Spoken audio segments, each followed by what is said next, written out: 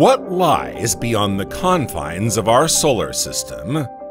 What secrets lurk in the unfathomable depths of interstellar space? For over 45 years, two machines have been crisscrossing the cosmic immensity, plunging ever deeper into the unknown. The Voyager probes, launched in 1977, became the first man-made objects to leave our solar system and venture into the vacuum of space. But as they move inexorably away from their home world, carrying with them a message destined for hypothetical extraterrestrial civilizations, one question remains: what will they discover in these unexplored lands? Dear traveler, welcome. Today we're off to discover the Voyager probes. But before you set off on your next adventure, make sure you like the video and subscribe to the channel so you don't miss a thing. Thank you, and have a great trip!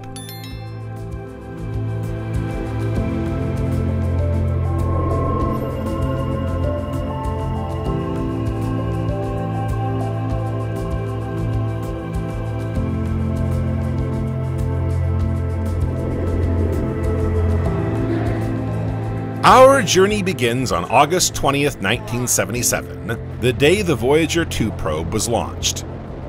Its twin sister, Voyager 1, will follow on September 5th, 1977. For some time now, NASA has been interested in the four most distant planets in the solar system: Jupiter, Saturn, Uranus, and Neptune. Not much is known about them yet, since they lie several million kilometers from Earth. NASA engineer Gary Flandreau had to find a way to send a space probe to these four planets.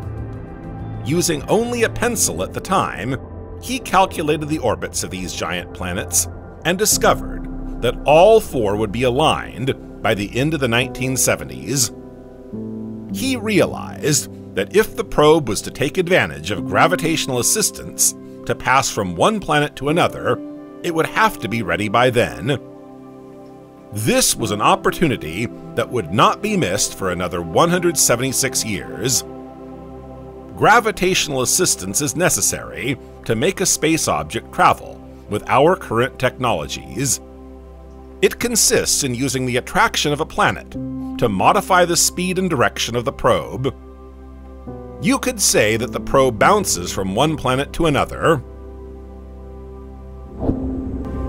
NASA decided to send two probes to give the mission a better chance of success. Built to last 5 years, they are still in operation. Their primary objective was to collect data to learn more about the two gas giants, Jupiter and Saturn. Researchers wanted to collect as much data as possible on these planets: cartography, geology, morphology, surface characterization, atmospheric composition and dynamics, magnetic field measurements, as well as studies of their rings and satellites. Titan, one of Saturn's satellites, was of particular interest to scientists. The second objective, if the first was achieved, was to gather data on Uranus and Neptune, about which almost nothing was known at the time. On September 18, 1977, 13 days after its launch, Voyager 1, already more than 11 million kilometers or 7 million miles from Earth, took an astonishing photo. It was the first image to show the Earth and Moon simultaneously. Thanks to a shorter trajectory, Voyager 1 overtook its twin on December 11, 1977. The two probes then began crossing the asteroid belt. Pioneer had shown us that this was possible just a few years earlier. The journey took them 9 months, after which they reached their first objective.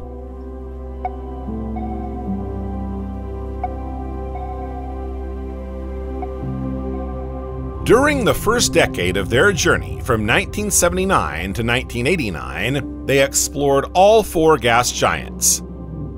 Visible to the naked eye, Jupiter has been known since prehistoric times, but it was Galileo who first observed it with a telescope in 1610. He saw a white star streaked with beige, orange, and red bands.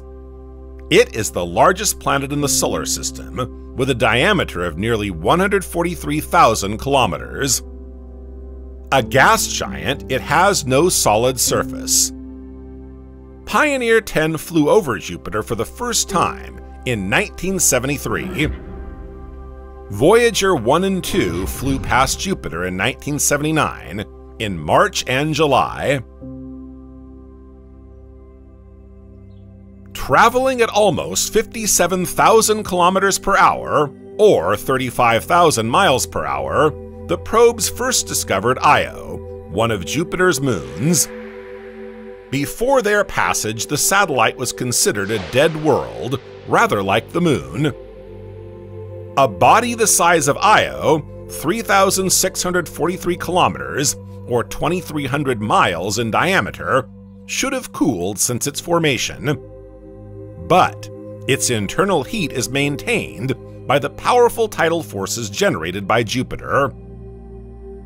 Researchers used the number of meteorite impacts on the surface of a celestial body to give it an age. The first images sent back by Voyager 1 reveal a young surface, free of meteorite impact craters. Observation of the surface suggests that Io is being strongly reshaped by intense volcanism. This will soon be verified. The images sent back by Voyager 2, 4 months after those sent back by Voyager 1, already show differences. The probes discovered 9 active volcanoes on this very agitated satellite, whose plumes sometimes spin at more than a kilometer per second, more than 300 kilometers, or 200 miles above its surface. We now know that there are over 400 volcanoes on Io. This was the first big surprise of the trip, and the first time such a phenomenon had been observed anywhere other than on Earth. The photos taken at the time were not as sharp as those taken today. Researchers recently took 5 years of images from the summit of a Hawaiian volcano. They were able to recreate a detailed atlas of this satellite. They have confirmed that Io is a very strange star, difficult to explain. Volcanoes seem to be in the wrong place. The most radiant eruptions seem limited to a single hemisphere, and a lava-filled crater doesn't bend to the rules. The brightest eruptions are located only on the hemisphere permanently facing Jupiter. Models suggest that volcanoes should be concentrated near the poles or equator, but observations show that this is not the case. There is also debate about the appearance of the satellite's subsurface. Is it made up of a large ocean of magma, several pockets of magma, or a spongy, fluid-soaked layer? No one has found the answer yet.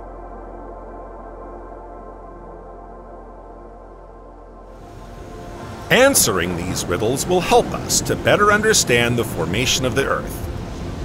These primitive and geochemically abundant eruptions are very similar to those that struck our planet at its origin.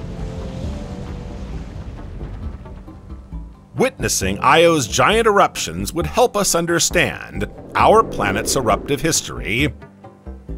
Io's intense volcanic activity is not fueled by hotspots trapped during its formation, nor is it fueled by the decay of naturally radioactive components contained in its rocks. So where does it come from?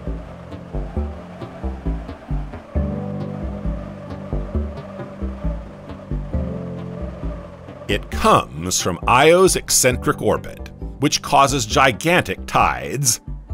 These tides cause significant compression and expansion of the mantle, leading to heating by internal friction.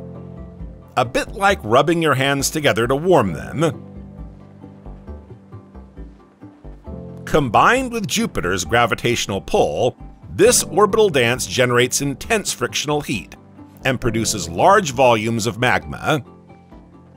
This exceptional volcanism leads to formidable extremes. While heat is expected on Io, the average surface temperature is minus 130 degrees Celsius, or minus 202 degrees Fahrenheit, despite lava flows reaching 1,650 degrees Celsius, or 3,002 degrees Fahrenheit. This is because Io's atmosphere is not thick enough to retain heat. 10% of this heat is produced by a single volcano, Loki Patera, the hero of the hour. To study it, we are combining old data with new observations. Some of the debris ejected by volcanoes covers an area the size of France. These ejecta produce gigantic umbrella-shaped volcanic plumes. They provide the material that colors the surrounding terrain black, red, and white, forming a sparse surface atmosphere and taking part in Jupiter's vast magnetosphere.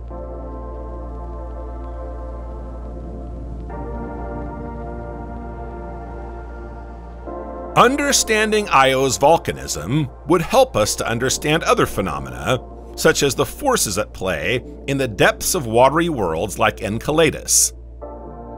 Io is currently the most geologically active body in the solar system.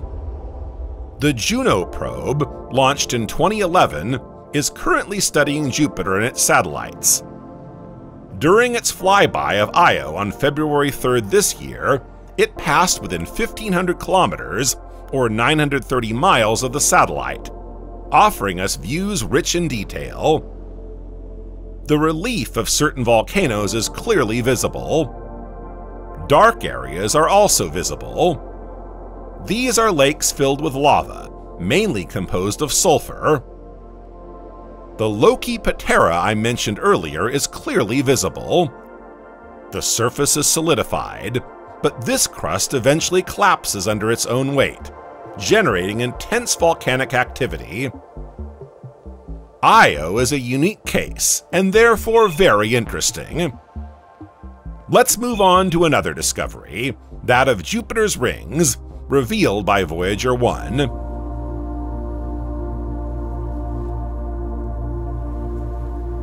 The Voyager probes observed the ring system and discovered 3 new moons, Thebe, Metis, and Adraste. In photos taken by Voyager 1, these 3 moons only appear as dots. It was thanks to the Galileo probe 15 years later that we learned more about these small satellites.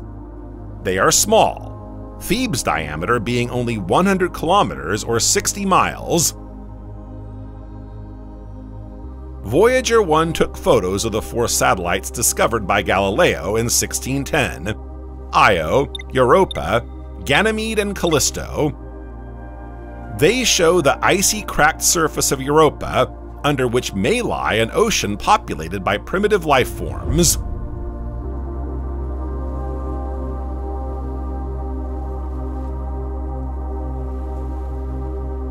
Europa is the 6th largest satellite in the solar system, and Jupiter's 4th largest, with a diameter of 3,121 kilometers or 2,000 miles. On Europa, the tidal amplitude is weaker than on Io. It can only lead to ice melting, with rapid surface renewal marked by a low number of craters. With surface temperatures ranging from minus 160 degrees Celsius to minus 220 degrees Celsius, or minus 256 degrees Fahrenheit to minus 364 degrees Fahrenheit, Europa's icy crust is as hard as granite. Scientists still have many questions about this satellite, including the thickness of its icy surface and the oceans that flow beneath it. Do they have contact with the surface or not? Like any body containing water, Europa is of great interest to scientists. JUICE and Europa Clipper are 2 space missions, one European, the other American, which will collect high-resolution images of this satellite and verify whether there is indeed liquid water beneath its surface. The 2 missions should arrive around the satellite by 2030. The 2 probes passed close to Ganymede in 1979, refining measurements of its size.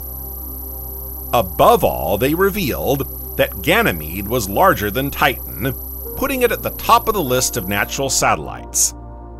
But it was the Galileo spacecraft that revealed more about this moon during its 6 flybys between 1996 and 2000.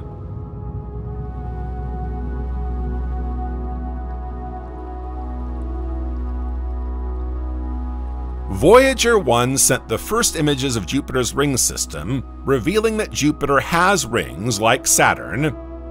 They had not been detected before this mission, as they are very thin and dark, so you had to get very close to see them. They are grouped into 3 main sections.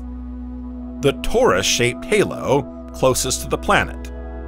The main ring, only 30 kilometers or 20 miles thick, probably composed of dust from the Adraste and Metis satellites. It measures around 6,000 kilometers or 3,800 miles wide. The Gossamer ring, furthest from the planet, made up of dust from Amalthea and Thebe. This third ring is denser than the previous one and much thicker, measuring several thousand kilometers in thickness. It is gradually disappearing into the interplanetary medium.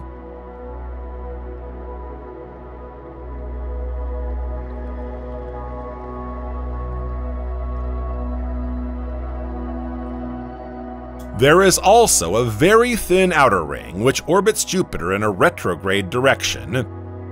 They are 1,000,000 times less dense than Saturn's, and their micrometric particles scatter light away from the Earth. They consist mainly of dust, averaging 15 micrometers in size. There are empty spaces in the ring where the small moons Metis and Adraste are located. 2 more diffuse rings are located around 2 more distant satellites, Amalthea and Thebe. Based on these observations, the researchers hypothesize that these rings were formed from dust ejected from the surfaces of these moons during the various impacts they undergo. Between them, the probes took some 33,000 photos of the Jovian world.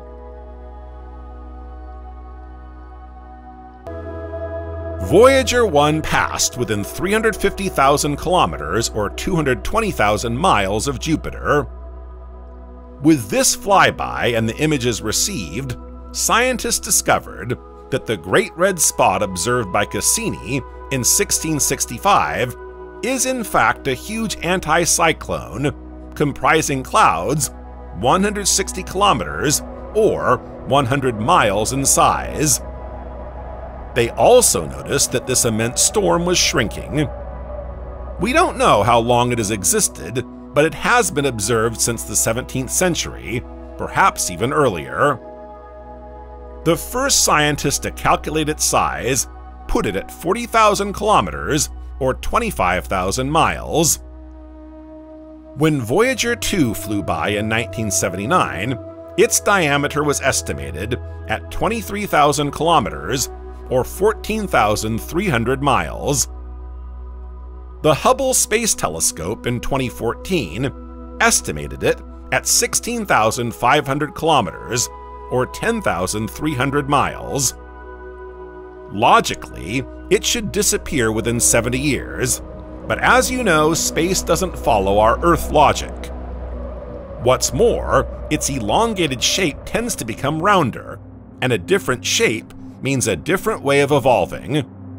So its evolution remains a mystery.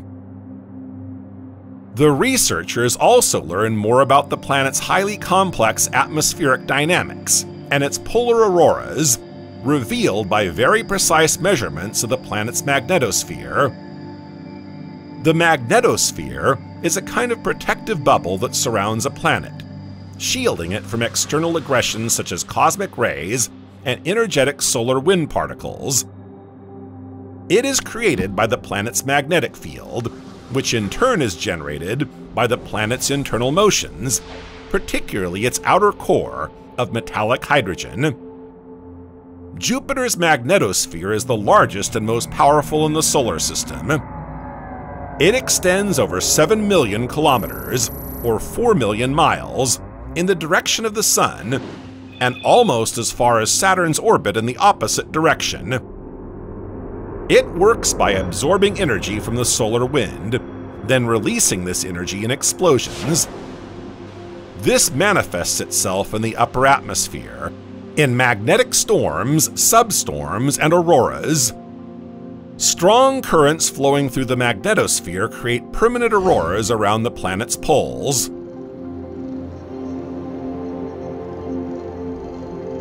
Now let's talk about Jupiter's atmosphere. This is the most important atmosphere of any planet in the solar system. It is composed mainly of hydrogen and helium, with small amounts of methane, ammonia, hydrogen sulfide, and water. It is 5,000 kilometers or 3,100 miles thick. It is made up of several layers, from the top to the bottom: the exosphere, the thermosphere, the stratosphere, the troposphere. The troposphere has a complex system of clouds and mists, comprising layers of ammonia, ammonium, hydrosulfide, and water. The high ammonia clouds are organized in parallel bands and are bordered by atmospheric currents, known as jet streams. These currents are not all the same color. There are dark bands and light areas. The light color is thought to be due to ammonia ice. We don't know what gives the bands their dark color. These bands and areas are of great interest to researchers, who hope to find explanations thanks to the Juno mission.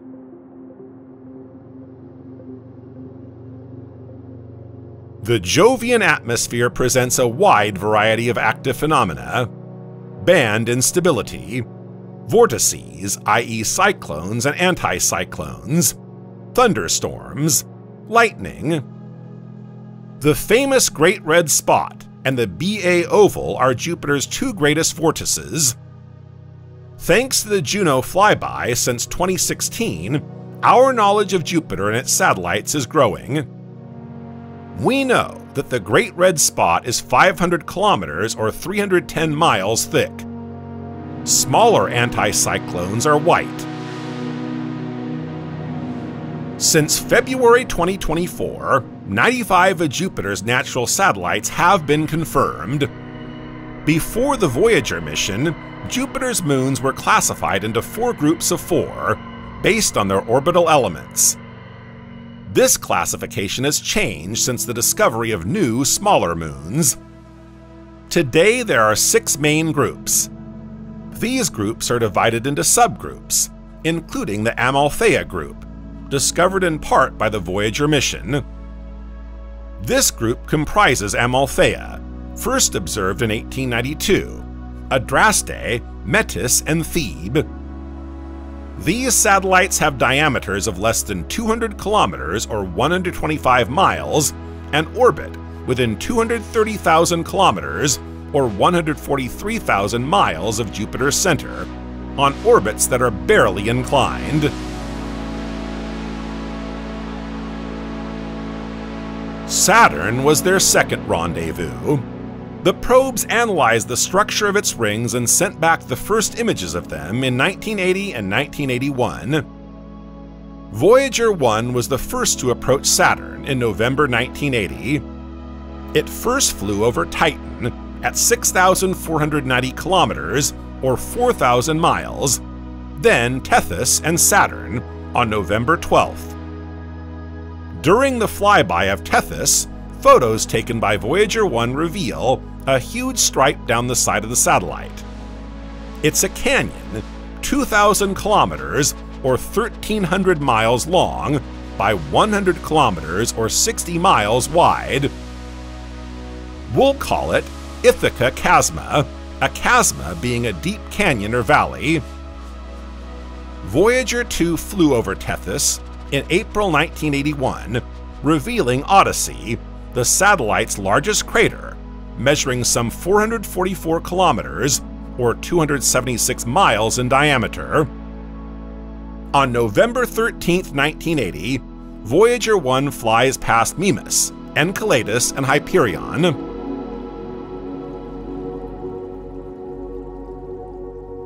Saturn is the second largest planet in the solar system in terms of size and mass, but the least dense. In a giant ocean, it would float. Voyager 1 flies over the planet at 64,200 kilometers, or 40,000 miles above its clouds, while Voyager 2 gets even closer, at 41,000 kilometers, or 25,000 miles. They transmitted over 33,500 images to scientists. These images served as a reference for over 20 years, until the Cassini-Huygens mission. Today we can still see the hexagonal cloud pattern photographed by the probes.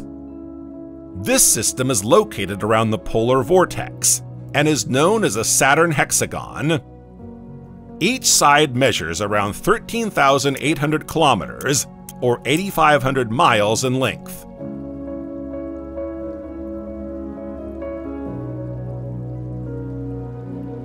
From the data transmitted, we know that Saturn's atmosphere seems less active than Jupiter's, despite equatorial winds blowing at up to 1,600 kilometers per hour, or 1,000 miles per hour.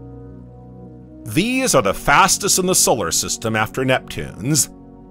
The average temperature of its atmosphere has been measured at -178 degrees Celsius or -288 degrees Fahrenheit. The planet's upper atmosphere is 96.3% hydrogen and 3.25% helium. Like Jupiter's, Saturn's atmosphere is organized in parallel bands, less contrasted and wider as it approaches the equator. These bands are caused by the presence of methane. The greater its concentration, the darker the bands. The Voyager missions were the first to observe Saturn's cloud system. Today, terrestrial telescopes are used to observe them. Cloud composition varies with depth and increasing pressure. In the highest regions, clouds are composed of ammonia crystals.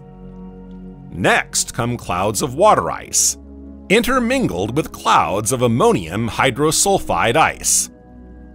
The lower layers contain a region of water droplets with ammonia.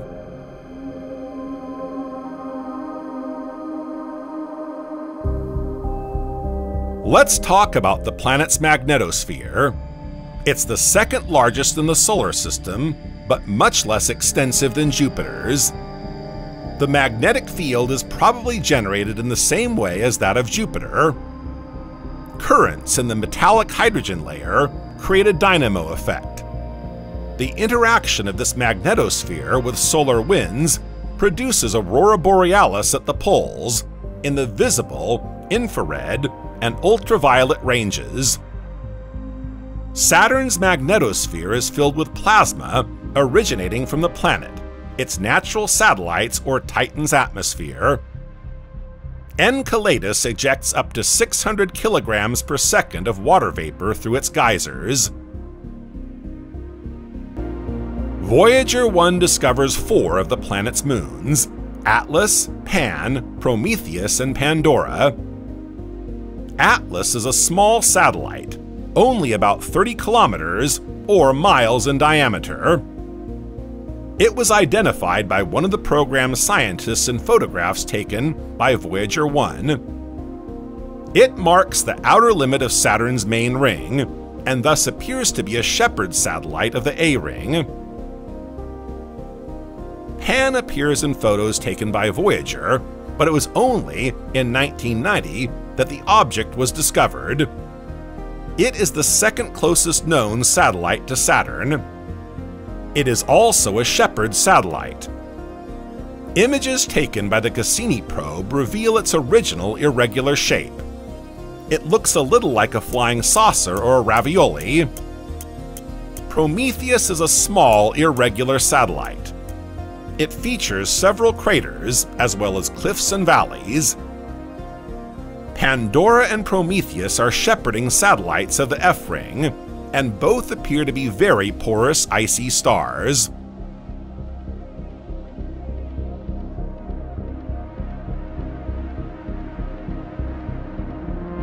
Views of Enceladus, already discovered in 1789, show a surprisingly bright, even reflective surface. By analyzing images taken by Voyager 1 and looking very closely, one space imaging enthusiast even managed to see the first images of this moon's geysers. Geysers, officially discovered in 2008. Enceladus is an icy moon of Saturn. It is 10 times smaller than Titan and has no atmosphere. This moon was rather neglected, being too far from its planet and presenting no remarkable features from Earth. But its flyby by Voyager 2 revealed some astonishing surface activity. What a surprise! We had expected to find a relatively inert, icy moon with no significant internal heat. Exactly the opposite was the case.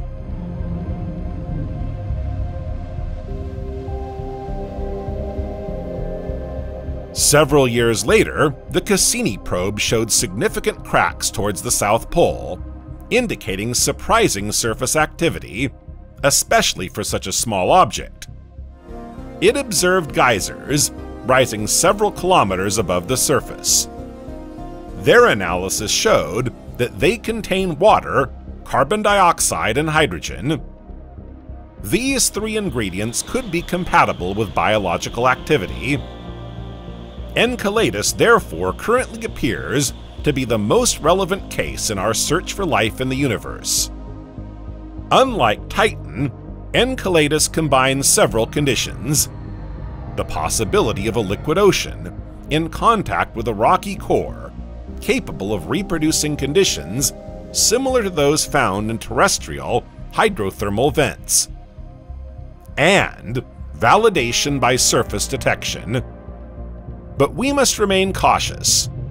There is no consensus on how to model the conditions encountered in its interior, or on the origin of the geysers. Researchers are also questioning the dynamics of the Saturnian model and the variations in the orbits of the various satellites.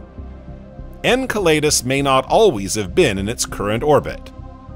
The observed activity may be too recent for biological activity to have started. It would be necessary to return to Enceladus to find answers to all these hypotheses, but for the moment no mission is planned. The probes brought back a wealth of data on Titan, one of the major objectives of the mission. Voyager 1 flew over Titan 4,000 kilometers or 2,500 miles from its surface for a few precious minutes. Titan is Saturn's largest satellite, with an estimated diameter of 5,150 kilometers, and the second largest in the solar system behind Ganymede. This orange moon is located 1.2 million kilometers, or 750,000 miles from its planet. Voyager 1 confirmed the presence of a very thick and dense atmosphere around Titan. It measures up to 800 kilometers, or 500 miles thick. We now know that Titan's atmosphere is 98.4% dinitrogen and 1.6% methane and ethane. Titan has no magnetic field and sometimes orbits outside Saturn's magnetosphere. It is then exposed to the solar wind without protection. Titan has many similarities with Earth: a thick atmosphere, seasonal storms, lakes and rivers.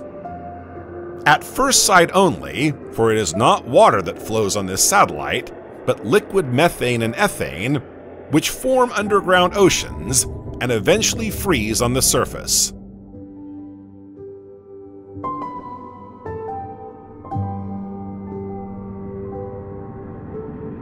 The temperature is minus 179 degrees Celsius, or minus 290 degrees Fahrenheit. Titan is covered by layers of opaque fog that block out most of the sun's rays. Titan's surface pressure exceeds 1.5 times that of Earth.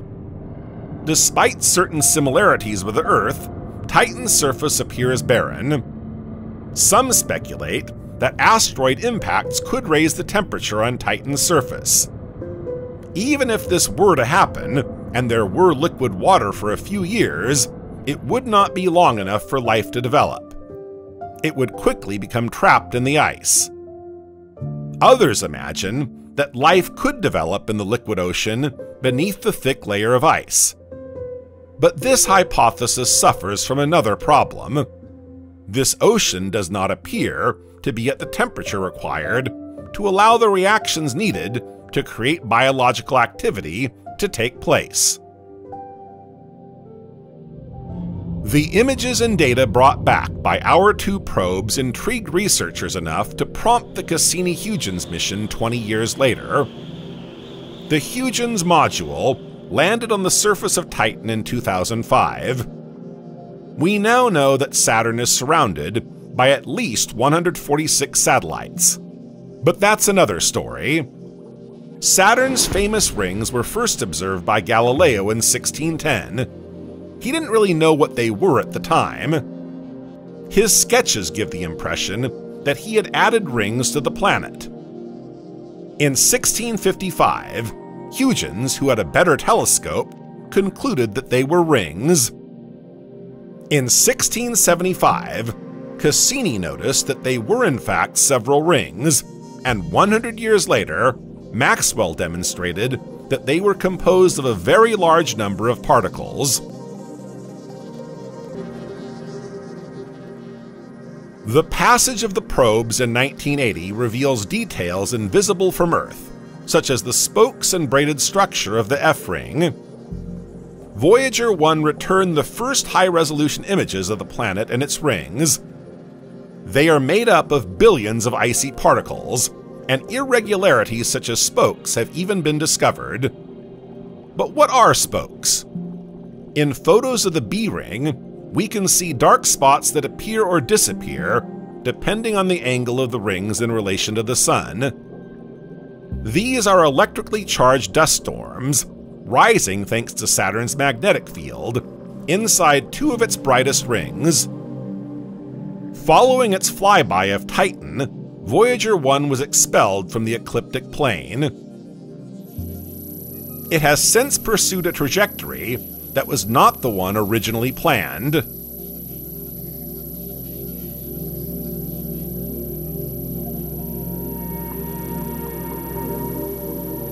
The planet's rings were closely studied, measured, and photographed.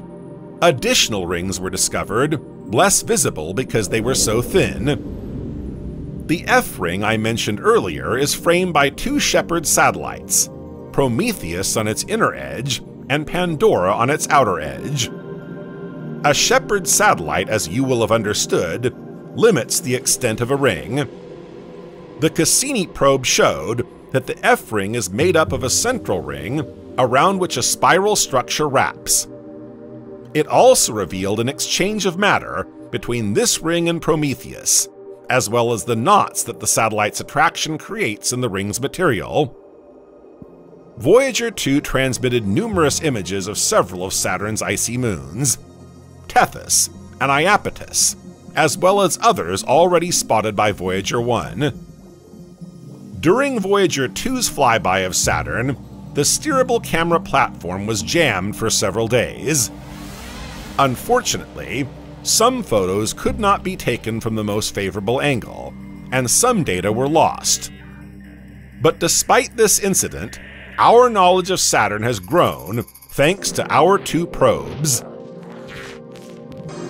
Voyager 2 continued on its own towards Uranus, which it reached in January 1986, 9 years after its departure. Further exploration of the 4 gaseous planets now rested on her shoulders alone. She flies over Uranus, some 81,000 kilometers or 50,000 miles from its pastel clouds. This thick layer of clouds gives no indication of any atmospheric structure. Scientists were disappointed, but will make up for it with images from the Miranda satellite. This historic flyby lasted just 5 hours and 30 minutes, a short time compared with the 35-hour flyby of Jupiter. It sent NASA over 8,000 photos and data of the planet, its icy moons, magnetic field, and rings.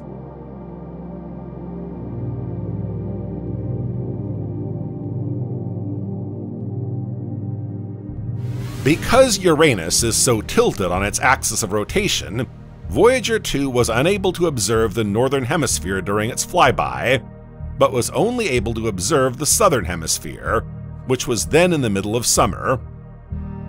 The South Pole, facing almost directly towards the Sun, was therefore well lit, but not very visible. Nevertheless, the probe showed us that the southern hemisphere could be divided into two regions: a bright polar cap and dark bands at the equator. A bright band at the boundary of the two regions is called the southern collar. It is assumed that both the cap and the collar are dense regions of methane clouds. Voyager 2 also observed 10 small bright clouds several degrees north of the collar. Voyager 2 observed no other activity on the planet. The planet's rotation period is 17 hours and 14 minutes. The average temperature of the upper atmosphere was measured at -214 degrees Celsius or -353 degrees Fahrenheit. This is strangely regular even at the poles, where one is in the shade and the other in the sun. Uranus is the coldest planet in the solar system. Its atmosphere is composed mainly of dihydrogen and helium. The number of atoms per hydrogen-helium molecule was determined from Voyager 2's infrared analysis and occultation observations. It is the presence of methane in the atmosphere that gives the planet its blue color. Uranus's atmosphere is remarkably calm compared with that of other gas giants. When Voyager 2 passed by, it observed only 10 cloud formations around the planet. Uranus's axis of rotation is steeply inclined, giving the impression that it is rolling in its orbit. As a result, its north and south poles are where the equator usually is. The probe revealed 11 new moons and additional rings. The discovered moons named after characters from Shakespeare and Alexander Pope are Puck, Juliet, Portia, Cressida, Desdemona, Rosalind, Belinda, Perdita, Cordelia, Ophelia, and Bianca. Puck is Uranus's largest inner satellite, with a diameter of 162 kilometers or 100 miles. It is also the only one for which photos taken by Voyager 2 show any detail. William Herschel had suspected the existence of rings around Uranus since 1787, even giving a detailed description of the Epsilon ring. The ring system was officially discovered, somewhat by accident, in 1977. Voyager 2 discovered 2 more rings between 1985 and 1986 through direct observation. In 2005, Hubble discovered yet more rings further away from the planet. Compared to the age of the solar system, these rings are quite young, having existed for no more than 600 million years. They would therefore have formed after Uranus, from the debris of moons.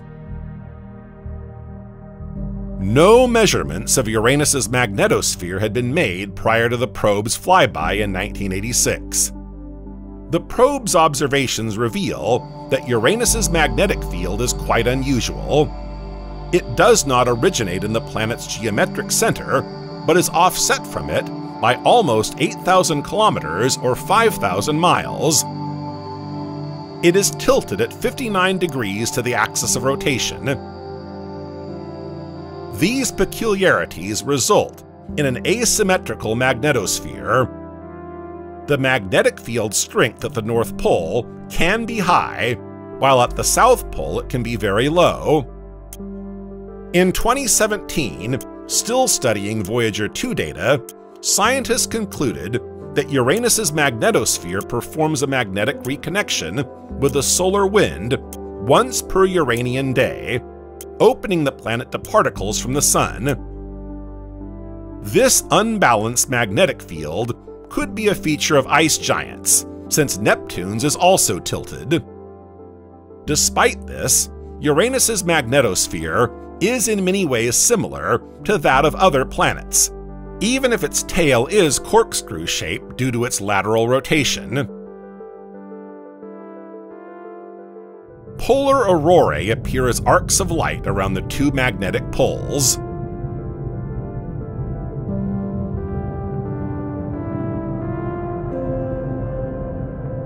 The magnetosphere data were analyzed in greater detail in 2020 by NASA astronomers, who then discovered the existence of a plasmoid. This phenomenon is a self-contained structure formed by a plasma and a magnetic field. This particular phenomenon slowly sucks in a small part of the planet's atmosphere. This large magnetic bubble was detected in 1986 during the probe's flyby, but was not actually discovered in the data at the time until 30 years later. Voyager 2 also took spectacular images of Miranda in January 1986. This is the satellite of Uranus, whose best images were obtained thanks to Voyager 2, even though the northern hemisphere was plunged into darkness at the time of its overflight. Observations are therefore limited to the southern hemisphere. Miranda is the smallest of the 5 main moons orbiting Uranus. Its diameter is just under 500 kilometers or 310 miles. It is also the closest, at 130,000 kilometers or 80,000 miles. Its surface appears to be composed of water ice mixed with silicate and carbonate compounds, as well as ammonia. Its appearance stands out from the crowd, as its surface features all kinds of relief. Craters crisscross, cliffs and canyons. It looks as if it's been scratched and battered. The canyons on its surface are up to 12 times deeper than the American Grand Canyon, sometimes reaching 20,000 meters or 65,000 feet in depth. Mountains can reach 24,000 meters or 78,000 feet in altitude. This chaotic geography indicates that Miranda has undergone intense geological activity in the past. The reasons for this unusual appearance remain a mystery. Several hypotheses exist. Some scientists believe that it was impacted by several meteorites, causing it to explode. Alternatively, these impacts may have opened breaches, allowing the mud to rise to the surface, creating gigantic striations. Others believe that it began to differentiate, its inner layers separating to form a core, mantle, and crust, which froze before the process was complete. Uranus was overflown only once, on January 24, 1986. The Hubble Space Telescope and the large ground-based telescopes that now exist have provided more precise images of the planet. Seasonal change, increased meteorological activity, and strong winds have been discovered. A few projects are currently under discussion to send an orbiter to Uranus, but nothing very precise yet. The most serious project is the American Uranus Orbiter and Probe. The probe would be launched in 2031 and placed in orbit around Uranus in 2044 for a 4-year study mission.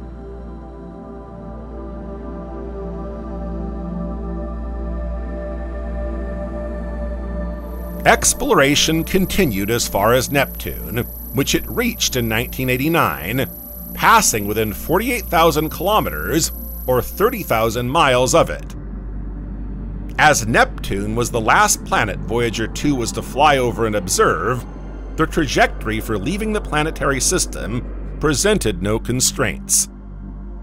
The scientific team therefore opted for a passage close to the North Pole, enabling it to use gravitational assistance to approach Triton.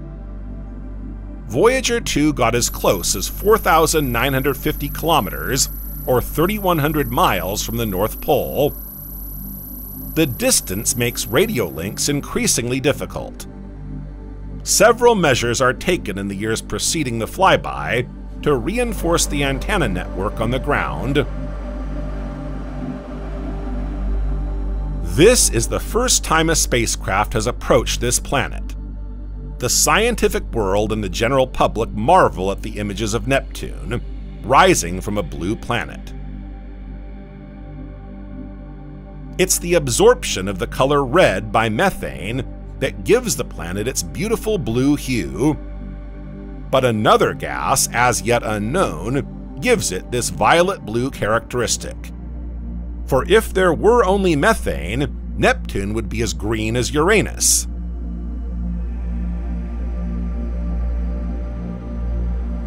Voyager 2 transmitted over 10,000 images. Among them, a large dark spot and clouds, a sign of a very active atmosphere.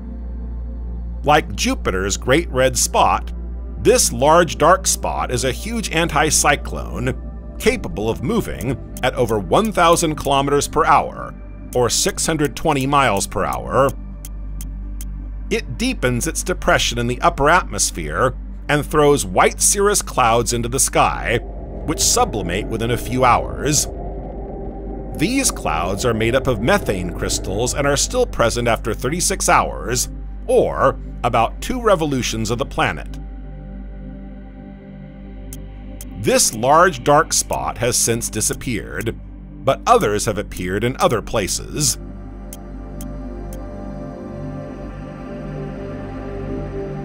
Voyager 2 also observed a small dark spot with a bright core that developed as it approached. Neptune's atmosphere is highly changeable. It is 84% dihydrogen, 12% helium, 2% methane, and a little ammonia, ethane, and acetylene. It is therefore close to that of Uranus. The strongest winds in the solar system have been measured on this planet, blowing at over 2,000 kilometers per hour, or 1,200 miles per hour. The planet's atmosphere, which is very cold at the periphery and very hot at depth, creates a bubbling effect that generates these violent winds. The planet's mass was measured more precisely. It turned out to be 0.5% less massive than expected.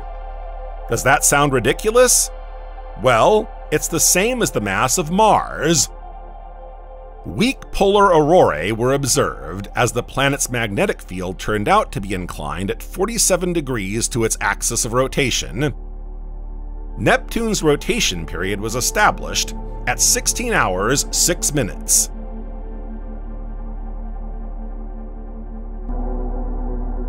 Voyager 2 discovers 6 new moons: Despina, Galatea, Larissa, Proteus, Naiad, and Thalassa. This brought the number of Neptune's satellites to 14. As of this year, Neptune has 16 natural satellites. Naiad, Thalassa, Despina, and Galatea are the innermost, orbiting close enough to lie within Neptune's rings. Researchers had no time to send out instructions to study these satellites. Only Proteus was discovered early enough to schedule detailed observations.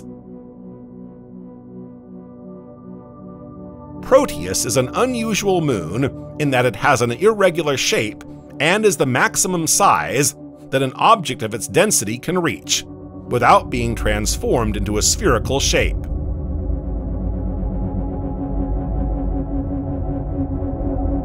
Triton, the planet's largest satellite, had been discovered in 1846, but thanks to new data, scientists are now discovering geysers with plumes of up to 8 kilometers or 5 miles. Voyager 2 passed within 40,000 kilometers, or 25,000 miles of Triton, and almost everything we know about this moon comes from this flyby. It was able to observe around 40% of its surface, which appeared quite smooth. The southern polar cap, Olhanda Regio, was the first region observed by the probe. Initial views show an irregular pinkish surface, which is highly reflective overall. The probe's pass measured its diameter at 2,760 kilometers, or 1,700 miles. Triton has a retrograde orbit, the opposite of its planet's direction of rotation. It must therefore have formed elsewhere and been captured later by Neptune. Because of this retrograde orbit, the tidal interaction between Triton and Neptune takes energy away from it.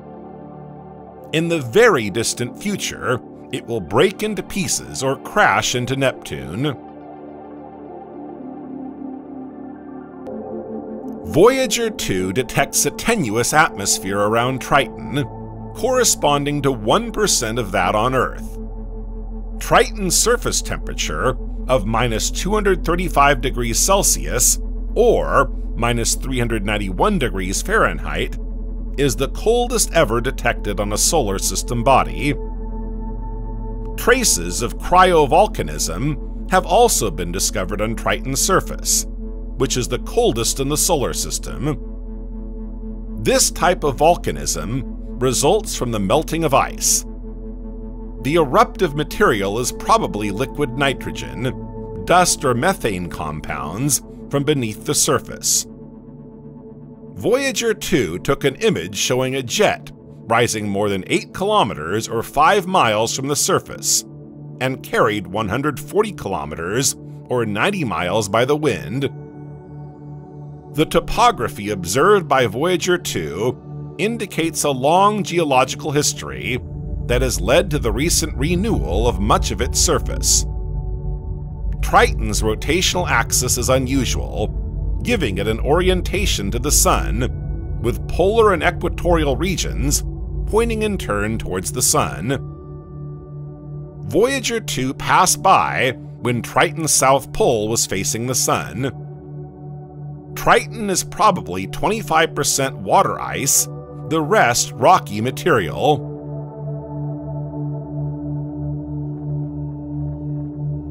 The probe also provides the first images of Neptune's rings. These images clarify our knowledge of the dark rings discovered in 1984. At the time, it was thought that the rings were not whole. It was the images from Voyager 2 in 1989 that gave us a clearer picture. The rings are indeed whole, and there are several of them. The three main rings are Gal, Leverrier, and Adams. Adams is made up of arcs of material that have been given the names of Liberté, Égalité, Fraternité, and Courage. These arcs are actually brighter parts. Neptune's rings are also considered relatively young.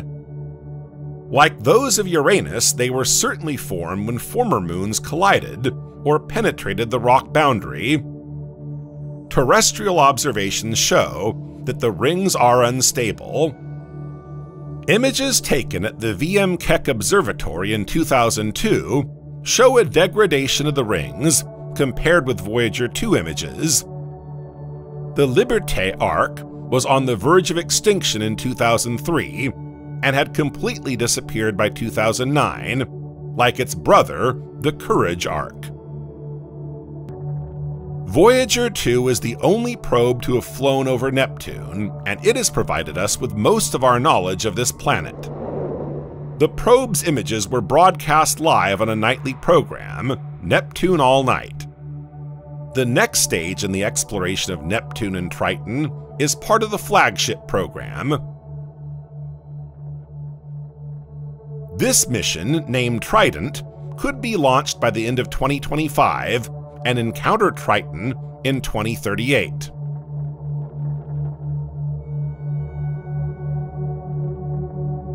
After its study of the 4 gas planets, Voyager 2 headed south along the ecliptic, the plane on which all the planets in our solar system orbit.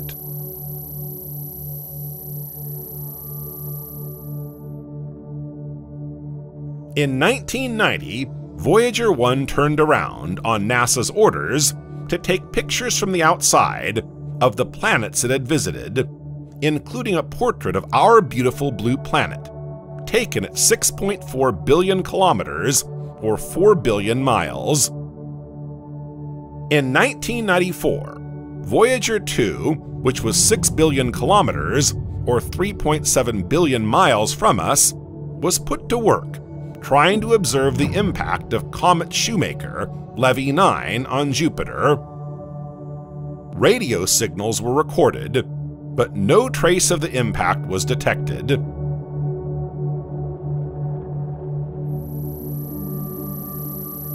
On April 17, 2010, Voyager 1 was 112 astronomical units from Earth, still going strong and hurtling through space. Voyager 1 exited the heliosphere and reached interstellar space in 2012, followed 6 years later by its twin in December 2018. The Sun is surrounded by solar winds. It's like a soap bubble, the limits of which are called the terminal shock. The terminal shock corresponds to the set of points in the heliosphere where the speed of the solar wind becomes subsonic. In 2007, Voyager 2 passed through the terminal shock. It then found itself in the second layer, the heliosphere. The heliosphere is the Sun's atmosphere, filled with hot gases blown into the interstellar medium by extremely strong winds. Thanks to Voyager data, we know that the radius of the heliosphere is 17 billion kilometers, or 10 billion miles. It contains our Sun, the 8 planets, and a good proportion of the outer objects orbiting our star. The boundary of the heliosphere is called the heliopause. This is where the solar wind is stopped by the interstellar medium.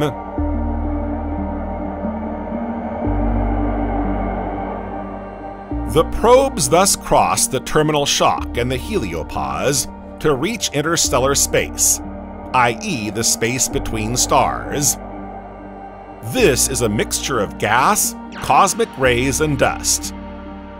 The 2 probes agree on the overall density of the particles whose path they have crossed in this interstellar space. Occasionally, however, they transmit different data as they pass over a location, raising new questions about the Sun's movements in our galaxy.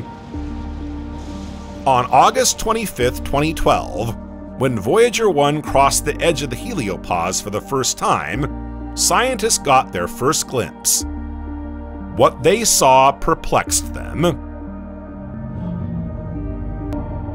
They now know that the interstellar magnetic field is 2 to 3 times stronger than expected, meaning that interstellar particles exert up to 10 times more pressure than they had estimated. But Voyager 1's instrument for measuring plasma temperature broke down in 1980. Fortunately, Voyager 2's instrument works well, and in 2018, researchers were able to investigate the limits of the heliosphere. They observed that when an object comes within 225 million kilometers, or 140 million miles of the heliopause, the plasma surrounding it slows down, heats up, and becomes denser. Voyager 2 also confirmed the porous nature of the heliopause in both directions. Voyager 1 had glimpsed filaments of interstellar particles making their way into the heliosphere, and Voyager 2 confirmed that they extended over 160 million kilometers, or 100 million miles. When Voyager 1 crossed the 1.3 billion kilometer, or 800 million mile threshold before the heliopause, it noticed that the solar wind had slowed considerably. This observation was confirmed by Voyager 2, which before crossing the heliopause, noticed that the solar wind forms a completely different layer there. Why did this happen? Researchers are waiting for new data to try and understand. We don't know the shape of the heliosphere. It could be oval, as shown in some diagrams, or round or crescent-shaped. It's the pressure of the interstellar medium that gives it its shape. It is also possible that it has a tail like a comet. Voyager 1 and 2 did not exit the heliosphere at the same point, but they both left it. Researchers working on the Voyager program are calling for the launch of a follow-up interstellar probe. Its aim would be to explore the outer reaches of the solar system, setting course for unexplored regions beyond the solar wind. Researchers have dubbed this second part of the mission the Voyager Interstellar Mission.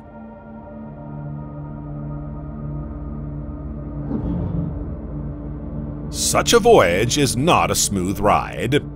The probes have encountered a few problems, but researchers have always found a solution. Let's mention just a few. As soon as Voyager 2 was launched, engineers broke into a cold sweat. One of the probe's antennae was not folding properly. One researcher simply took a pair of pliers and cut off 50 centimeters or 20 inches. During the maneuvers, the engineers also realized that the probes were using far too much fuel. The nozzle of one of the retro rockets was canceling out the thrust. In less than a week, the researchers realized that 2 motors were enough to orientate a solid in space. They removed the 3rd motor and solved the problem. When Voyager 1 arrived at Jupiter in 1979, the technical teams were so impressed that they forgot to send the remote controls to Voyager 2. The probe went into safety mode with its antenna out of focus. Was the probe lost? No, because the researchers thought of using a large military raider to revive it, and once again this tweak worked. But since then, the frequency has had to be tracked by hand, by turning knobs, because its primary receiver is no longer locked. The amount of software on these instruments is minimal. There are no microprocessors, simply because they didn't exist in the 70s. The probes have only 69 kilobytes of memory and a 23-watt transmitter, less than a light bulb. Today, only a small team of 12 people is still dedicated to Voyager 1. As the probes age, problems multiply. The main thrusters no longer work, and they move their antennas thanks to motors dedicated to flying over planets. Fingers crossed, these engines were reignited a few years ago. In 2002, Voyager 1 switched to its backup altitude control system, as there were too many worrying signs on the main system. In 2010, a single bit error was enough to prevent Voyager 2 from operating for 3 weeks. In 2020, the controls failed and it took 10 days to restart the machine. That same year, Voyager 2's antenna had an orientation problem. Researchers successfully reprogrammed it. In 2022, Voyager 1's onboard computer went haywire. The altitude control system started talking nonsense. It took months for the engineers to realize that the information was being routed to another computer that hadn't been working for years. They couldn't understand why the device was still working, yet sending inaccurate data. If no solution had been found, a failure protection system on board the probe would have been triggered. Voyager would have gone into fail-safe mode, with only the most essential activities continuing to be carried out.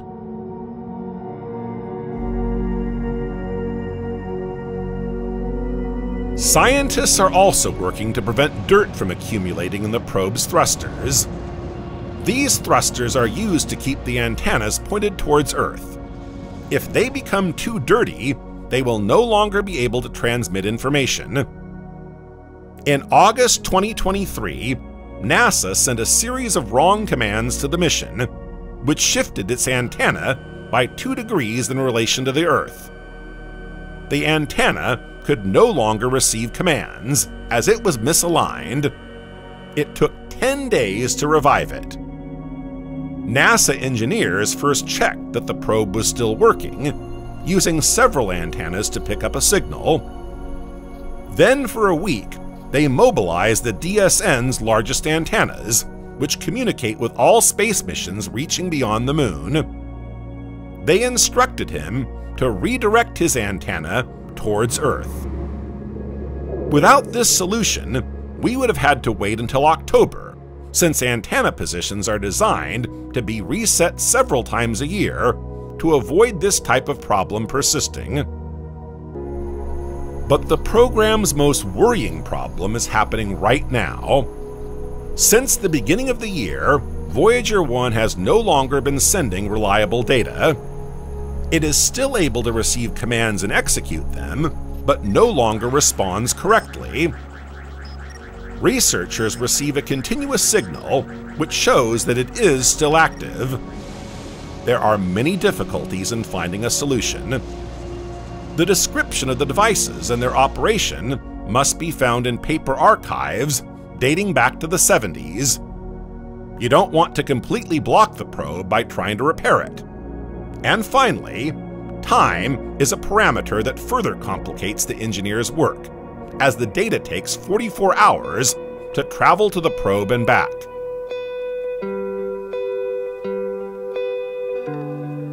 Voyager 1 is currently 24 billion kilometers or 15 billion miles from Earth, while Voyager 2 is 20 billion kilometers or 13 billion miles away.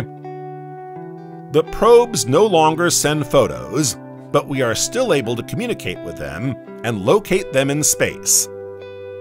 Some instruments have been deactivated in order to conserve as much electrical power as possible and prolong the journey. The transmission time to communicate with them is 22 hours and 18 hours. In October 2020, after several long months of silence, Voyager 2 confirmed receipt of command orders sent by NASA. This means that communication with a second probe will not cease this time, although researchers expect this to happen within the next 5 years. Of the original 10 instruments, Voyager 2 has retained 5, and its twin 4. These instruments are not calibrated for such tenuous magnetic fields and densities. The probes are beginning to weaken, and the nuclear generators that power them are losing 4 watts a year. Probes have been surprising us for over 40 years, so why shouldn't they continue? At the Jet Propulsion Lab, one energy-saving plan follows another to keep them going. NASA estimates that in 40,000 years, Voyager 1 should drift towards the star AC plus 793888 in the Giraffe constellation. Voyager 2 should pass close to Sirius in 296,000 years. This is the brightest star in the sky. The probes carry with them a gold disk created by astronomer Carl Sagan. The disk, made of gold-plated copper, contains samples of sounds and images from our world, a symbol of life and culture on Earth. Although there's little chance of the disk ever being intercepted by extraterrestrial species capable of decoding it, the scientists wanted to give it a try. It includes a welcome message in 55 languages, recordings of the sounds of nature, such as the wind in the leaves, the sound of waves, a train whistle, 1 hour 30 minutes of world music, and 115 images. Designed to last 5 years, the Voyager mission is now approaching 50. During this prodigious voyage, the probes confirm the existence of celestial objects, but above all, revealed numerous natural satellites. The thousands of photos taken have enabled researchers to see the shapes and colors of the 4 gas giants, their rings, and their satellites. More than 52,000 images were sent to the scientists. Thanks to the data collected by the probes, their knowledge has progressed enormously. Each new object discovered brought its own set of questions. Each new question has led to new hypotheses. Each hypothesis deserves to be verified. But if the probes hold out, we know, alas, that in 2036 it will be the end, with us anyway. Their signal will become too weak to be picked up by the Deep Space Network antennas. All that will remain is the ticking of the small uranium-238 source near the Golden Record. Voyager 1 and 2 will continue to move through space, but without us. Let's wish them a great trip.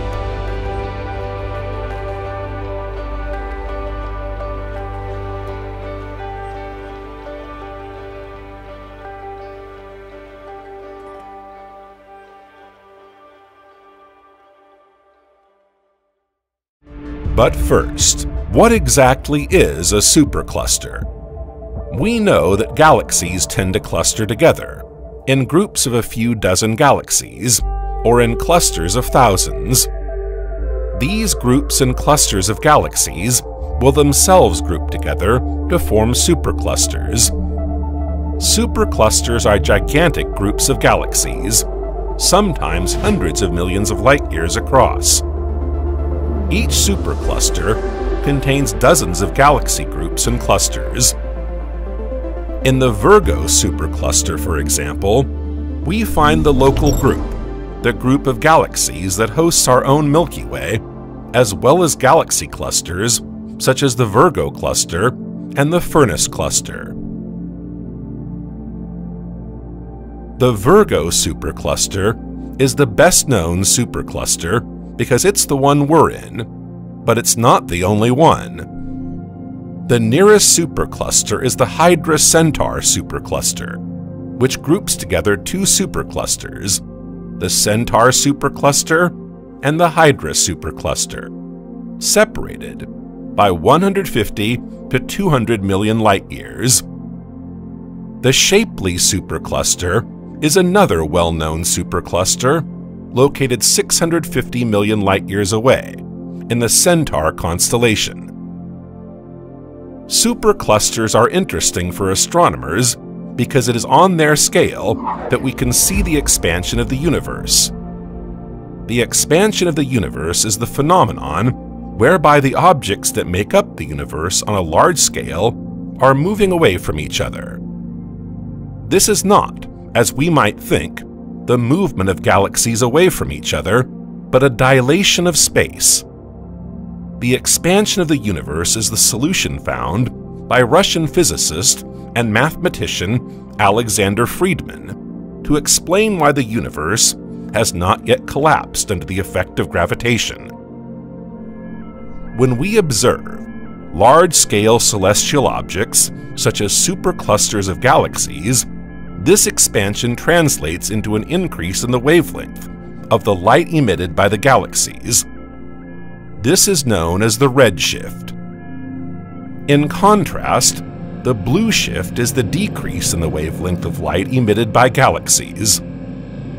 The redshift reflects the apparent distance of celestial objects, while the blue shift reflects their approach. The expansion of the universe is not visible on the scale of galaxy groups or clusters. In galaxy groups and clusters, galaxies are gravitationally bound together, with a gravitational force strong enough to resist the expansion of the universe. But in the case of superclusters, the gravitational force is not strong enough, and the expansion of the universe makes itself felt. clusters of galaxies are moving away from each other, albeit very slowly. But this is enough to increase the size of galaxy superclusters over time. For example, the local group is approaching the Virgo cluster at a speed of several hundred kilometers per second or miles per second.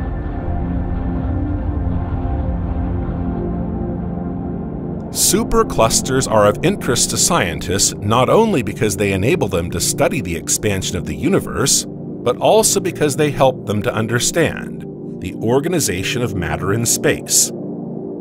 To study the structure of galaxy clusters, scientists have developed a method based on Hubble-Lemaitre's law.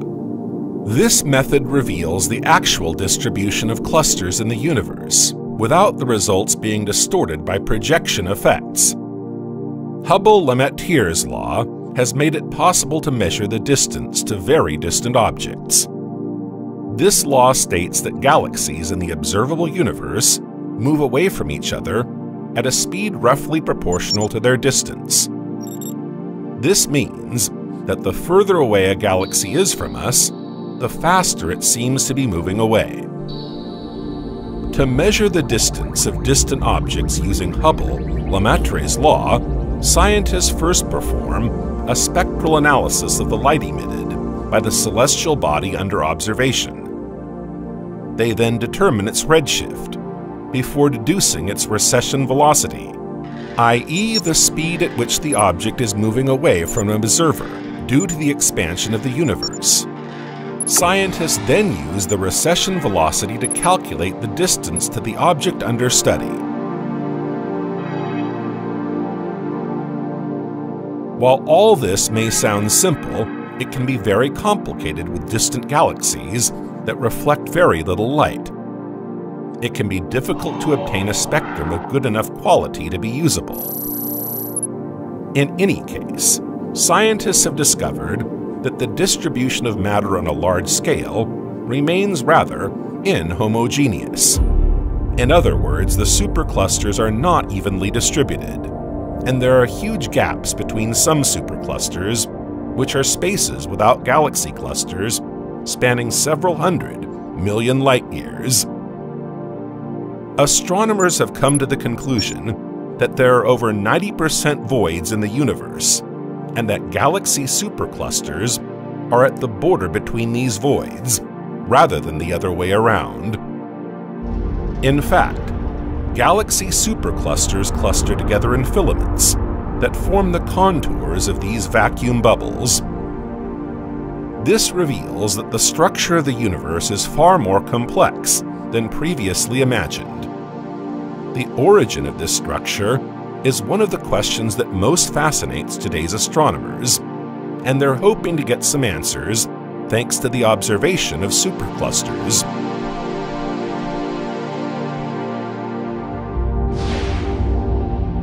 To explore the Virgo supercluster, we have to leave our solar system, then our Milky Way galaxy, then the local group, the group of galaxies in which the Milky Way lies. The local group is one of the groups of galaxies that make up the Virgo supercluster. We are now at the heart of this supercluster, some 200 million light-years across. The Virgo supercluster is also known as the local supercluster. It's called the Virgo supercluster because it contains the Virgo cluster at its center.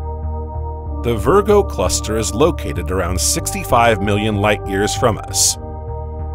The discovery of the Virgo supercluster was a gradual process. In 1863, William and John Herschel published the first major collection of nebulae, revealing that a large number lay in the region of the Virgo constellation. Nearly a century later, the Franco-American astronomer G.H. de Vaucouleurs then hypothesized that this excess of nebulae was in fact a galaxy-like structure, but on a larger scale. In 1953, he called this structure a local supercluster, and in 1958, a local supercluster. In the 1960s and 1970s, the scientific community was not yet unanimous on the nature of this structure, which could just as well be a random alignment of galaxies as an ordered structure.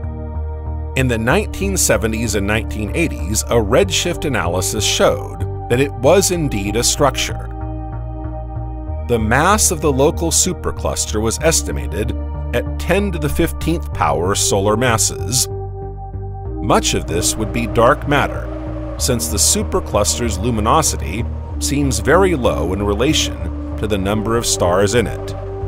Contrary to long-held belief, the Virgo supercluster is not a gravitational structure with a clear boundary. In fact, the galaxies in this supercluster are not gravitationally attracted to the center of the structure, the Virgo cluster. Instead, they are attracted to a strange object outside this structure called the Great Attractor. We'll come back to this at the end of our journey.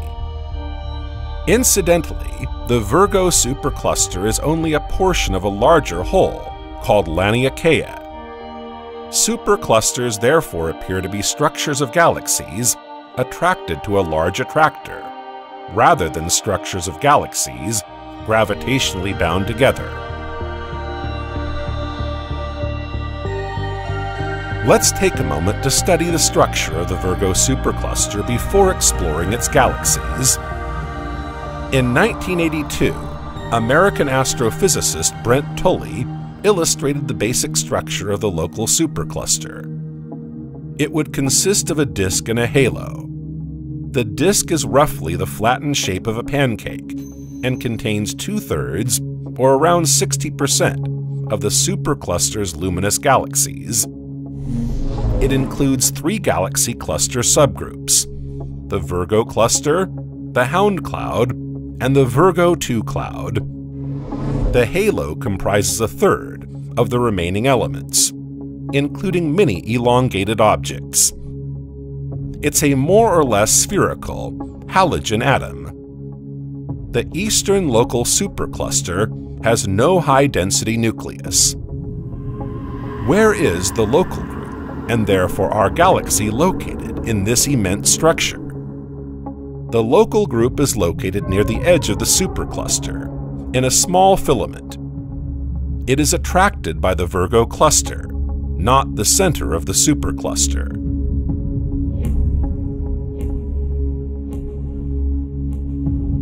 We're now going to look at the galaxies in the local supercluster. Astronomers have noticed that the elements of this supercluster are not arranged randomly. The density of galaxies decreases with the square of the distance from its center, located near the Virgo cluster. The majority of bright galaxies, i.e. those with an absolute magnitude greater than -13, are concentrated in just a few clouds. In fact, just 11 clouds concentrate 98% of the bright galaxies, including the Hound cloud, the Virgo cluster, Virgo groups 2 and 3, and Leo group 2. All in all, there are some 10,000 galaxies in the local supercluster, spread across some 100 clusters. Let's begin our journey into the heart of the Virgo supercluster by exploring the local group, where our galaxy is located.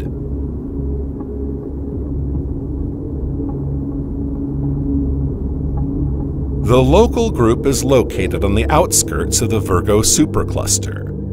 It comprises more than 50 galaxies. It is not possible to determine with certainty the number of galaxies in this group, as some are very faint and therefore difficult to detect, and the boundaries of the local group are not yet precisely defined. It is estimated to extend over a diameter of around 10 million light-years. In fact, it's considered a small structure, even if this may surprise you. So there could be far more than 50 galaxies in the local group, perhaps 60 or 80. What we do know is that the local group is organized around 2 spiral galaxies, the Andromeda Galaxy, or M31, and the Milky Way. Each of these two spiral galaxies is surrounded by satellite galaxies. For example, the galaxy closest to the Milky Way is the Great Dog Galaxy, located just 25,000 light-years from our own galaxy. A third spiral galaxy has been observed in the local group, the Triangle Galaxy, or M33. It is considered a satellite galaxy of the Andromeda Galaxy. In the local group, you can also observe two Magellanic spiral galaxies, i.e., single-armed spiral galaxies, the Large Magellanic Cloud and NGC 3109. These galaxies are smaller than ordinary or barred spiral galaxies. You can also observe an elliptical galaxy, M32, also a satellite of the Andromeda Galaxy.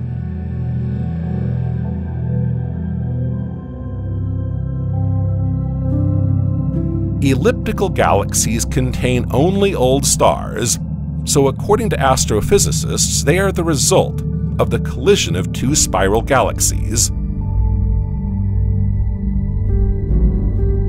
The local group also contains two dwarf elliptical galaxies, M110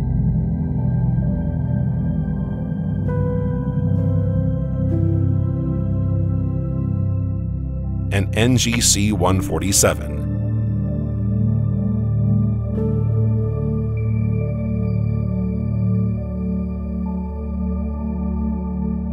All the other galaxies in the local group are either spheroidal dwarf galaxies or irregular galaxies.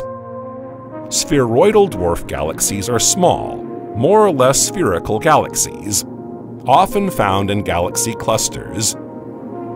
They are ancient galaxies that closely resemble globular clusters. Irregular galaxies, on the other hand, are neither spherical, elliptical, nor spiral-shaped. They are very luminous, rich in bright stars, but often too small to be easily detected. According to astronomers, they were once very numerous in the universe, but collisions have reduced their numbers. As a result, they now make up just 10% of the galaxies in the observable universe.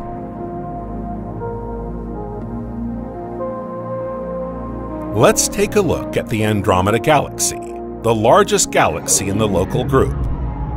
With a diameter of 220,000 light-years, it is larger than the Milky Way. It contains 2 to 5 times as many stars as the Milky Way, i.e., around 1,000 billion stars. As a result, it is 25% brighter than our own galaxy. But perhaps this won't last, as the Milky Way's star formation rate is 3 to 5 times higher than that of the largest galaxy in the local group. The Andromeda Galaxy is located in the Andromeda constellation, 2.55 million years from us. You can observe it with the naked eye from the northern hemisphere. It is thought to have been formed by the collision of two galaxies not so long ago. Astronomers estimate its formation date at less than 3 billion years ago, at a time when the Earth already existed.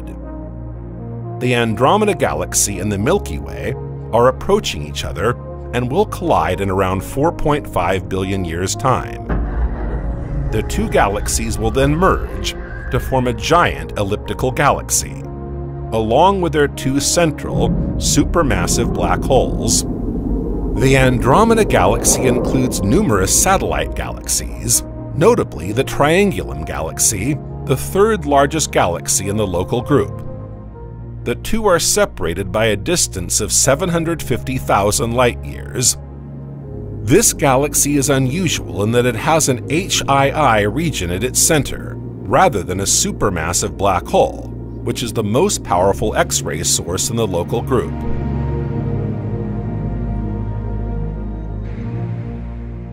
The Milky Way, the second largest galaxy in the local group, is home to between 200 and 400 billion stars and over 100 billion planets. The solar system is located on the periphery of the galaxy's center, the supermassive black hole, Sagittarius A, precisely 27,000 light-years away. It's interesting to note that the Sun takes around 250 light-years to circle the center of the galaxy, so it's only been around 20 times since it came into existence. Our galaxy formed longer ago than the Andromeda Galaxy. Astronomers estimate its formation at 800 million years after the Big Bang. The oldest star in the Milky Way, HE 1523-0901, is thought to have formed shortly after the Big Bang, 13.2 billion years ago. Among the Milky Way's satellites is the Big Dog dwarf galaxy, the closest to us, located just 25,000 light-years away. This irregular dwarf galaxy contains just 1% of the Milky Way's stars and is being blown to smithereens by the tidal forces of the Milky Way. It is very likely that in the future it will disintegrate completely.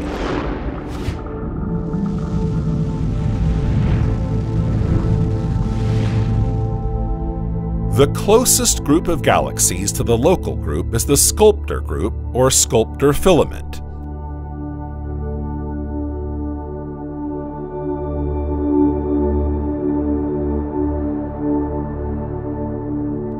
This group includes the irregular galaxy NGC 55 and the spiral galaxies NGC 247, NGC 253, NGC 300, and NGC 7793. All are very bright, although you won't be able to see them with the naked eye from Earth. Irregular galaxy NGC 55 lies at the boundary between the Sculptor filament and the local group, and is therefore the closest to us, at a distance of around 6 million light-years.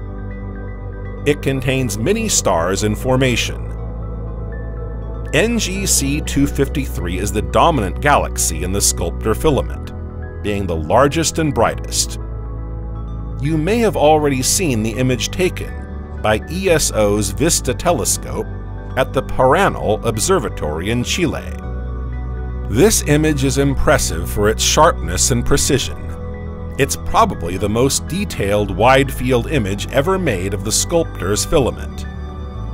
VISTA can see through the dust thanks to its infrared vision, resulting in a sharp, precise image. NGC 253 is also known as the Silver Dollar or Silver Coin Galaxy.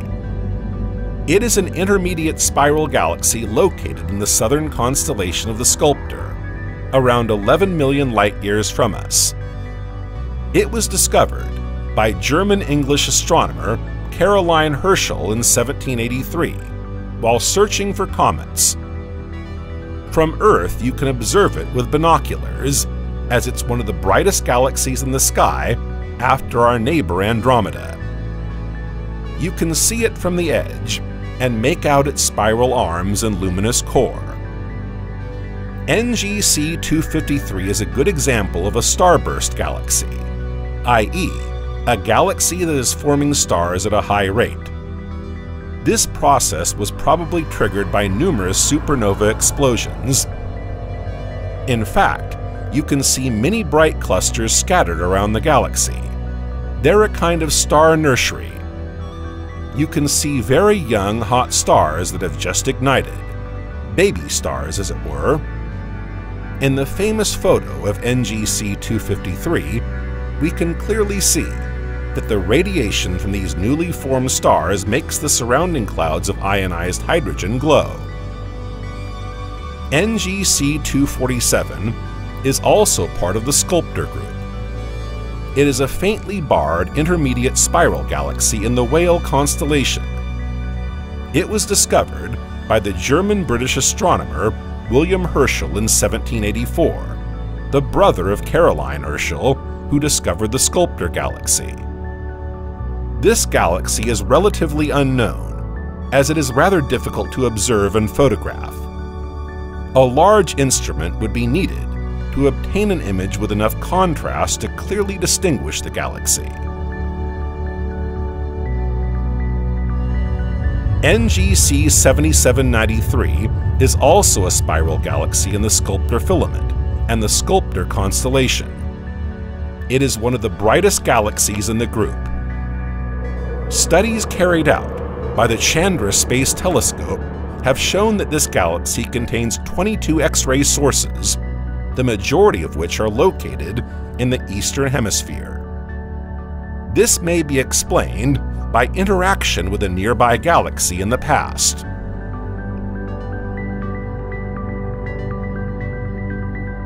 Before we set off to discover another group of galaxies close to our local group in the Virgo supercluster, let's take a look at the Sculptor dwarf galaxy, which was the first spheroidal dwarf galaxy to be discovered orbiting the Milky Way. Long thought to be part of the Sculptor filament, it is now considered a satellite galaxy of the Milky Way. It is thought to be located around 280,000 light-years from Earth, but was only discovered relatively late, due to its low luminosity. The galaxy contains stars that are poor in heavy elements and therefore old. It is therefore an interesting galaxy for astronomers, as it may reveal valuable clues to the history of the earliest periods of star formation in spheroidal dwarf galaxies.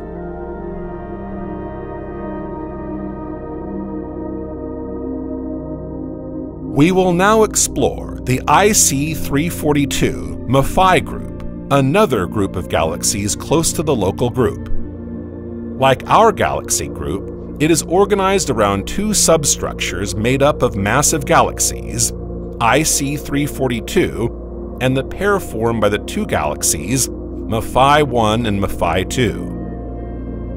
IC 342, also known as Caldwell 5, is an intermediate spiral galaxy located 11.4 million light-years from us in the Giraffe constellation. It is the most luminous and massive galaxy in the group. It was discovered in the 1890s. Like NGC 253, it is a star-forming galaxy.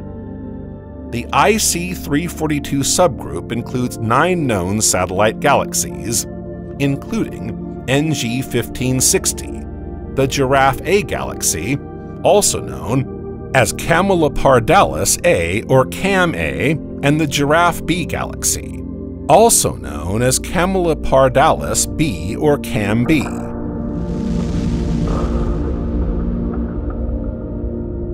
Maphei 1 and Maphei 2 are located in the constellation Cassiopeia. They were discovered rather late by Italian astronomer Paolo Maffei in 1968. Their discovery was not easy, as they were both hidden behind the plane of our galaxy and therefore partly obscured by interstellar matter. Maphei 1 is the closest of the large elliptical galaxies to us, while Maphei 2 is a spiral galaxy with a very pronounced bar. Like IC 342, the Maphei 1 and Maphei 2 pair has 9 known satellite galaxies, including Dwingaloo 1 and Dwingaloo 2, a barred spiral galaxy and its satellite, a small irregular galaxy. Both are located in the Cassiopeia constellation and were discovered late in 1994. Indeed, they are located at very low galactic latitude, in the avoidance zone, i.e. the area of the sky that is heavily obscured by the dust of the Milky Way. We're now in the Big Dipper. What you're looking at is the group formed by the galaxy pair M81-M82 and NGC 2403. M81 and M82 were discovered in 1774 by German astronomer Johann Elert Bode. Spiral galaxy M81 is the largest of the group, with a diameter of around 87,000 light-years. Although it can't be seen with the naked eye from Earth, it remains one of the brightest galaxies in the sky which you can observe with binoculars. M82, also known as the Cigar Galaxy, is also a spiral galaxy. It is 5 times brighter than the Milky Way, and even 100 times brighter at its center. And with good reason. M82 is a veritable nursery of stars. A few million years ago, it is thought to have brushed against M81, triggering a huge wave of star formation in this galaxy. It's the closest star-forming galaxy to Earth, so it's much studied by astronomers. It was also in this galaxy that astronomers discovered the brightest pulsar known to date, the ultra-luminous X-ray source M82X2 in 2014.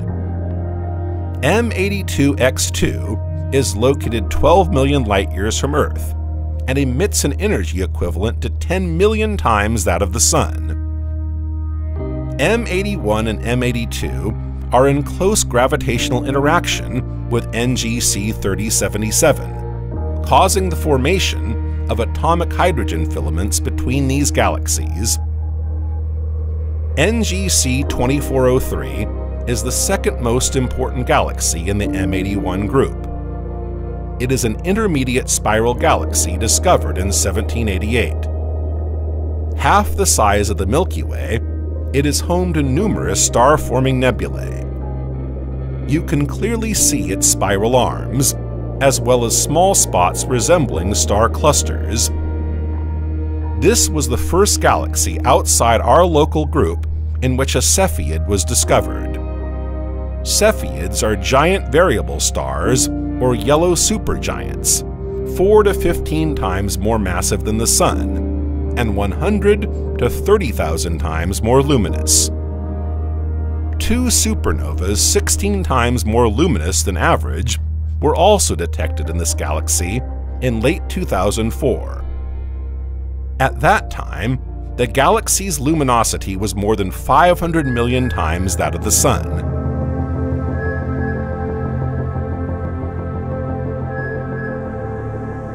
The M101 group lies between the Big Dipper and Hound constellations.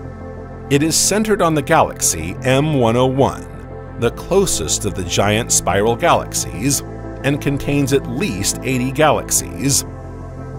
M101 has a diameter of over 250,000 light-years, twice that of the Milky Way. It is one of the 10 largest galaxies in the Virgo supercluster. It is also known as the Windmill Galaxy, or NGC 5457. Viewed from the front, when he discovered it, astronomer Pierre McCain described it as a starless nebula, very dark and very large. Yet M101 is said to contain 1,000 billion stars, 10 times more than the Milky Way. This group of galaxies also includes M51, or the Whirlpool Galaxy. M51 has recently moved closer to the galaxy NGC 5195, scattering billions of stars from NGC 5195 into intergalactic space and accentuating M51's spiral arms. NGC 5474 is also in the M101 group and may have collided with this galaxy in its recent history. It is a deformed spiral galaxy. Its nucleus is now very far from the center of its disk. NGC 5204 is a small, Magellanic spiral galaxy that emits a very powerful, ultra-luminous X-ray source, discovered in 1980 by the Einstein Observatory, whose origin has yet to be identified. It could be an intermediate mass black hole. Finally, the group also includes the intermediate spiral galaxy NGC 5585, which has the particularity of having a much higher proportion of dark matter than other galaxies of the same type.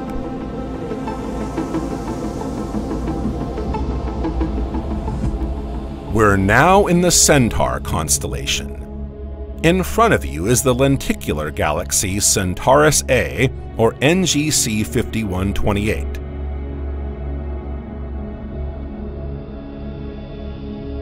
It's the fifth brightest galaxy in our sky, and one of the closest radio galaxies to Earth.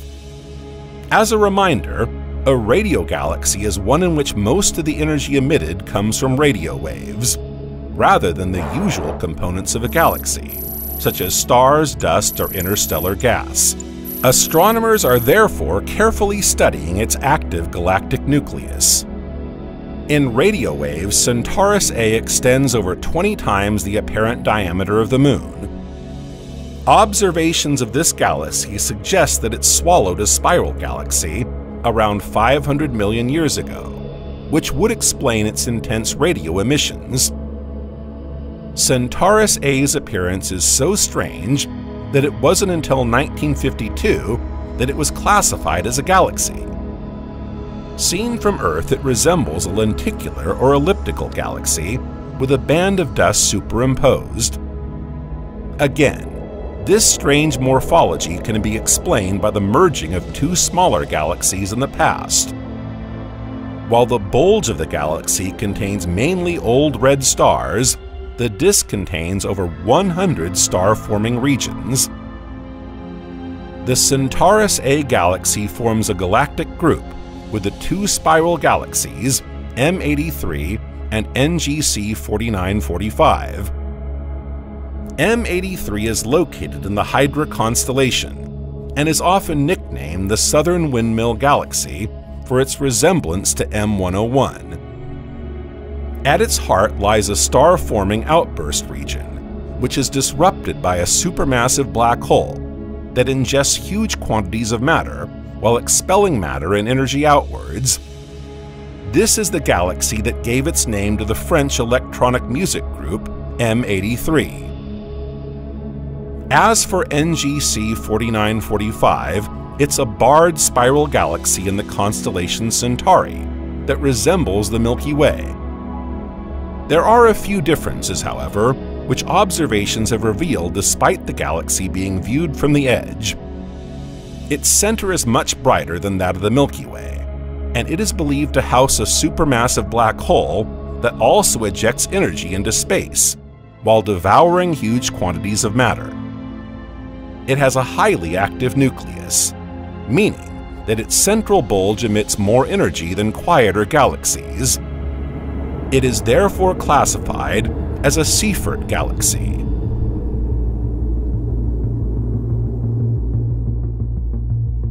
We now turn to a spiral galaxy in the Peacock constellation, NGC 6744. It is accompanied by an irregular companion galaxy, NGC 6744A, which superficially resembles one of the Magellanic Clouds.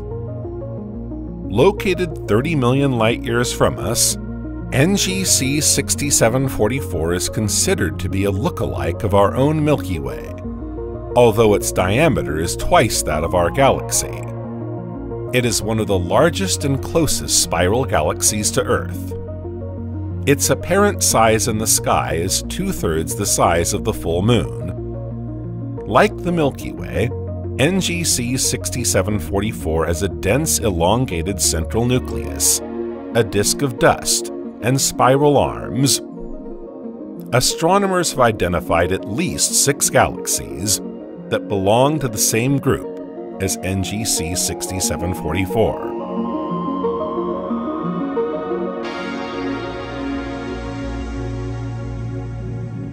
Our discovery of the Virgo supercluster continues with the galaxy NGC 7582. This spiral galaxy lies around 70 million light-years from Earth, in the constellation of the Crane. This galaxy was photographed by the MUSE instrument on ESO's Very Large Telescope to study the effect of an active black hole on star formation in a galaxy. Indeed, the central black hole of NGC 7582 feeds an active core, thanks to the enormous quantities of energy it releases.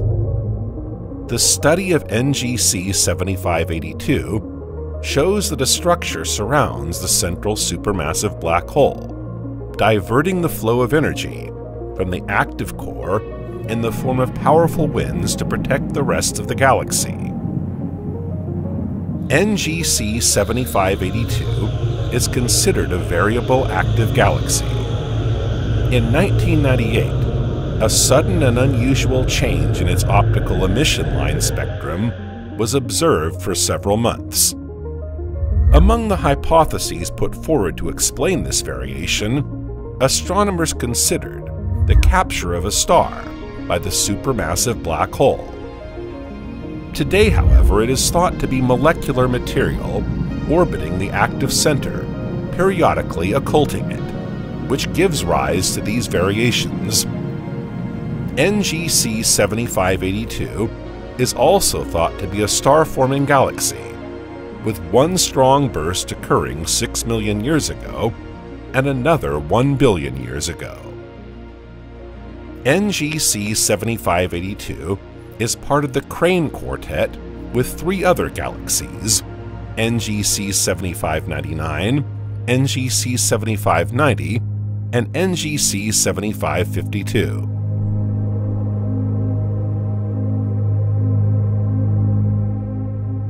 We're now in the constellation of Perseus. You're looking at the barred lenticular galaxy NGC 1023, discovered in 1786 by William Herschel. It's one of the brightest galaxies to be seen, just outside the Milky Way. With a diameter of around 60,000 light-years, it contains a supermassive black hole of around 44 million solar masses at its center. It's small enough to be difficult to see from Earth. You'd need a small telescope, a clear, pollution-free sky, and a time when the moon is faint or distant. The NGC 1023 group includes at least 19 galaxies in the Perseus, Andromeda, and Triangulum constellations. Most of these galaxies are either small spiral galaxies or dwarf galaxies. For example, spiral galaxy NGC 891 is the largest galaxy in the NGC 1023 group, with a diameter of 131,000 light-years. Seen from the edge, this galaxy in the Andromeda constellation is best known to astronomers for being the site of one of the brightest supernovas ever observed, SN 1986J. This supernova, discovered on August 21, 1986, had an apparent magnitude of 14. The Virgo cluster is located at the center of the local supercluster. According to astronomers, it is the largest group of galaxies within a radius of 100 million light-years. The cluster is thought to contain between 1,300 and 2,000 galaxies, including 150 large galaxies and a large majority of dwarf galaxies. The diameter of the Virgo cluster is 15 million light-years. Even the local group is smaller than the Virgo cluster and is gravitationally attracted to it. The Virgo cluster is organized around 3 main subclusters formed by the galaxies M87, M86, and M49. M87 is the largest galaxy in the cluster, with a diameter of 120,000 light-years. This giant elliptical galaxy contains over 10 billion stars, a supermassive black hole of 6.5 billion solar masses, and more than 10,000 globular clusters. M87 is surrounded by numerous satellite galaxies, including M98, M99, and M100, and the pair of galaxies known as the I galaxy. As for the elliptical galaxy M86, it has the particularity of approaching the Milky Way at high speed. In fact, it's the second fastest approaching galaxy after M90, at a speed of 227 kilometers per second, or 140 miles per second, according to the NED database. It is also said to contain almost 3,800 globular clusters. Finally, the third major elliptical galaxy in the Virgo cluster is M49. It's smaller than M87, but still quite large, with a diameter of 124,000 light-years. Far from the cluster's center, it is nevertheless the brightest galaxy, and therefore the first to have been discovered in the Virgo cluster. It contains some 200 billion stars and 6,300 globular clusters. The M49 group contains more than 120 galaxies in the Virgo and Bernice constellations, including the elliptical galaxy M60, which astronomers believe could constitute a fourth subcluster in its own right.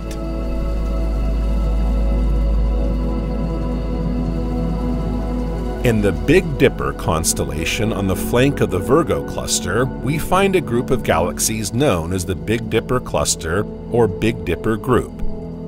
Its luminosity is 30% that of the Virgo cluster, and its mass only 5%. This cluster forms a ribbon of galaxies in the northern hemisphere, most of which are spiral galaxies. The Big Dipper cluster is made up of two main groups. Ursa Major North comprises most of the cluster's large galaxies, located above 50 degrees north. This boundary remains rather arbitrary. The three brightest galaxies in the Ursa Major North group are NGC 3631, NGC 3953, NGC 4088, and M109. But these are not the only bright galaxies in the group. There are 32 galaxies with a diameter of over 30,000 light-years in this group. The second group in the Big Dipper cluster is Ursa Major Sud. Schematically, this group comprises galaxies located south of 50 degrees. The three brightest galaxies in the Ursa Major South group are NGC 3675, NGC 3726, and NGC 3938.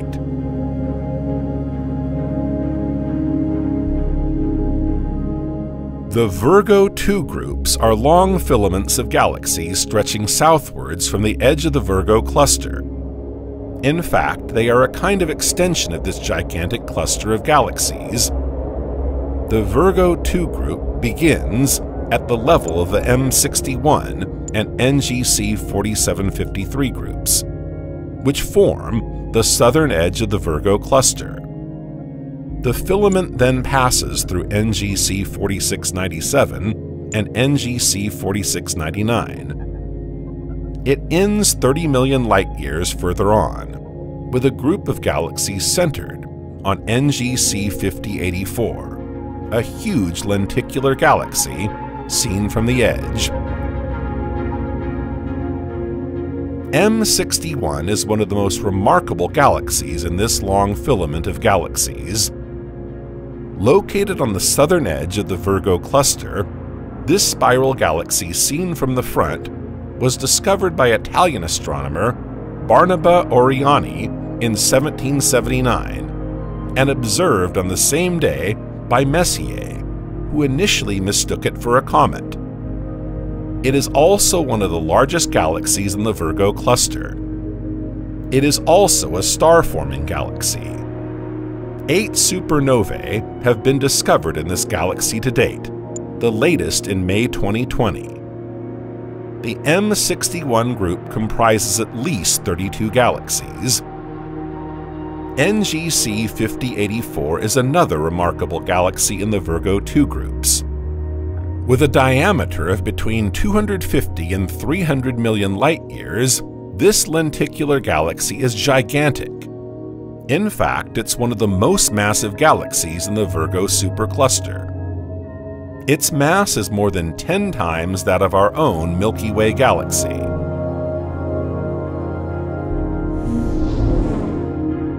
The Virgo III groups form a long chain of galaxy groups to the left of the Virgo cluster. It spans more than 40 million light-years. Why such a long distance? It seems that the gravitational pull of the Virgo cluster has contributed to the stretching of this chain of galaxy groups.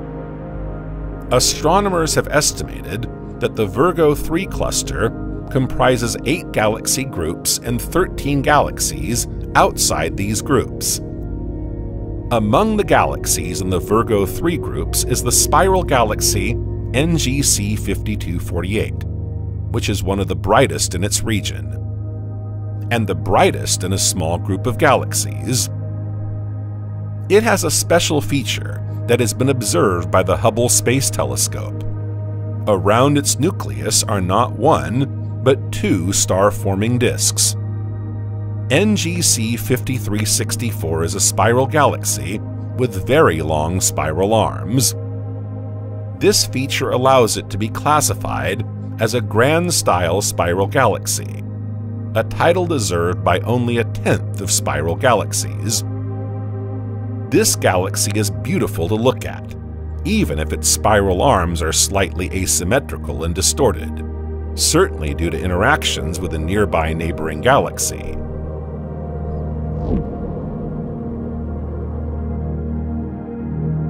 Let's continue our exploration of the Virgo supercluster with the elliptical galaxy NGC 4697, located in the Virgo constellation some 40 million light-years from Earth.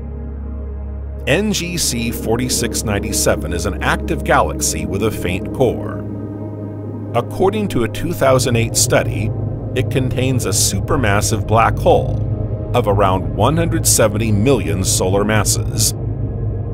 It is also home to numerous X-ray sources and is surrounded by a halo of hot gas.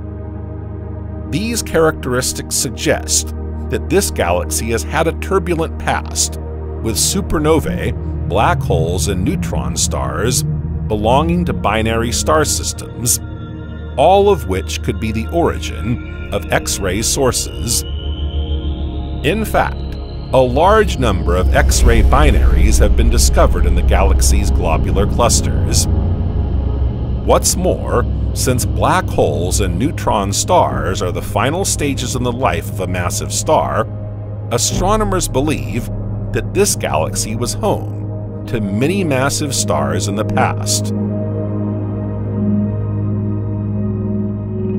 The NGC 4697 group includes at least 19 galaxies, including the barred spiral galaxy NGC 4731, which measures over 80,000 light-years across. Its spiral arms contain a large number of young blue star clusters. You may notice that its spiral arms are distorted. This is due to interaction with a giant elliptical galaxy called NGC 4697. In the NGC 4697 group, you can also see a small spiral galaxy called NGC 4775, which also has deformed spiral arms, in addition to an off-center nucleus, and the barred spiral galaxies NGC 4941 and NGC 4948.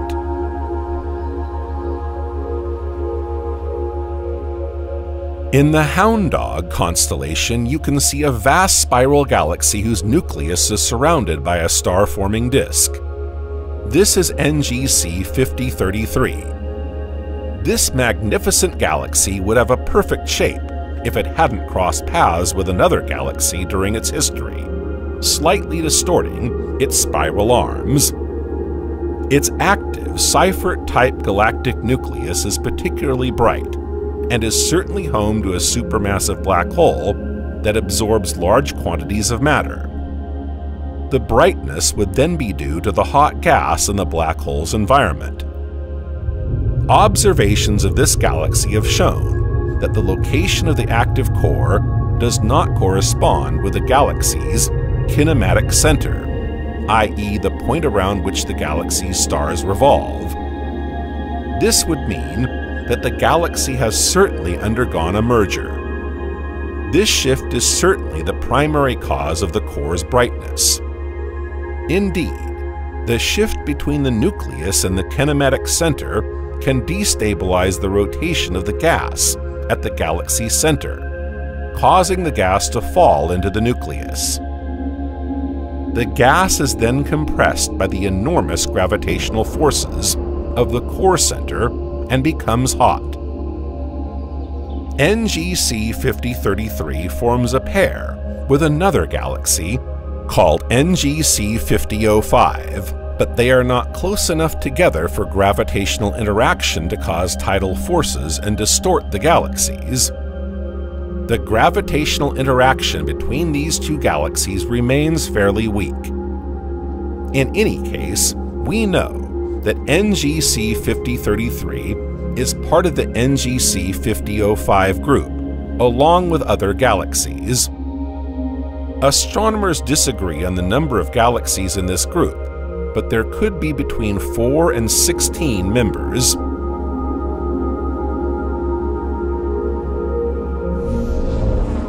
Let's continue our exciting journey into the heart of the Virgo supercluster with an exploration of the Hunting Dog Cloud.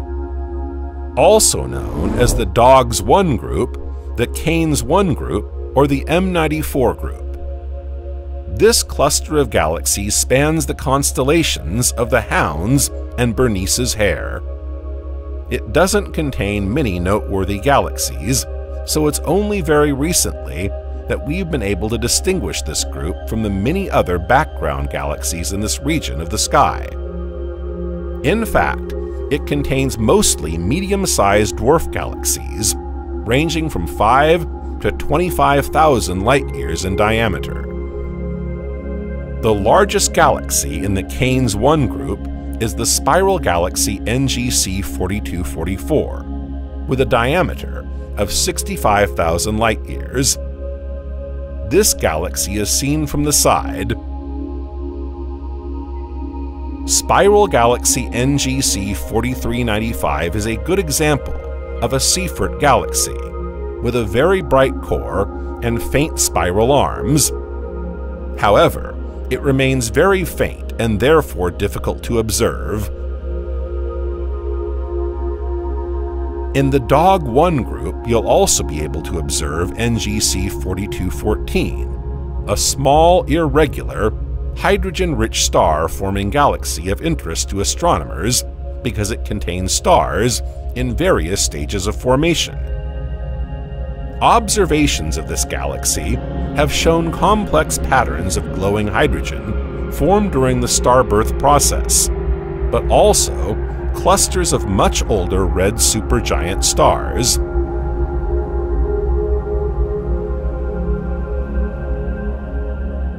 Before continuing our journey, let's take a look at the spiral galaxy M94, which gave its name to the Dog Group 1, also known as the M94 group.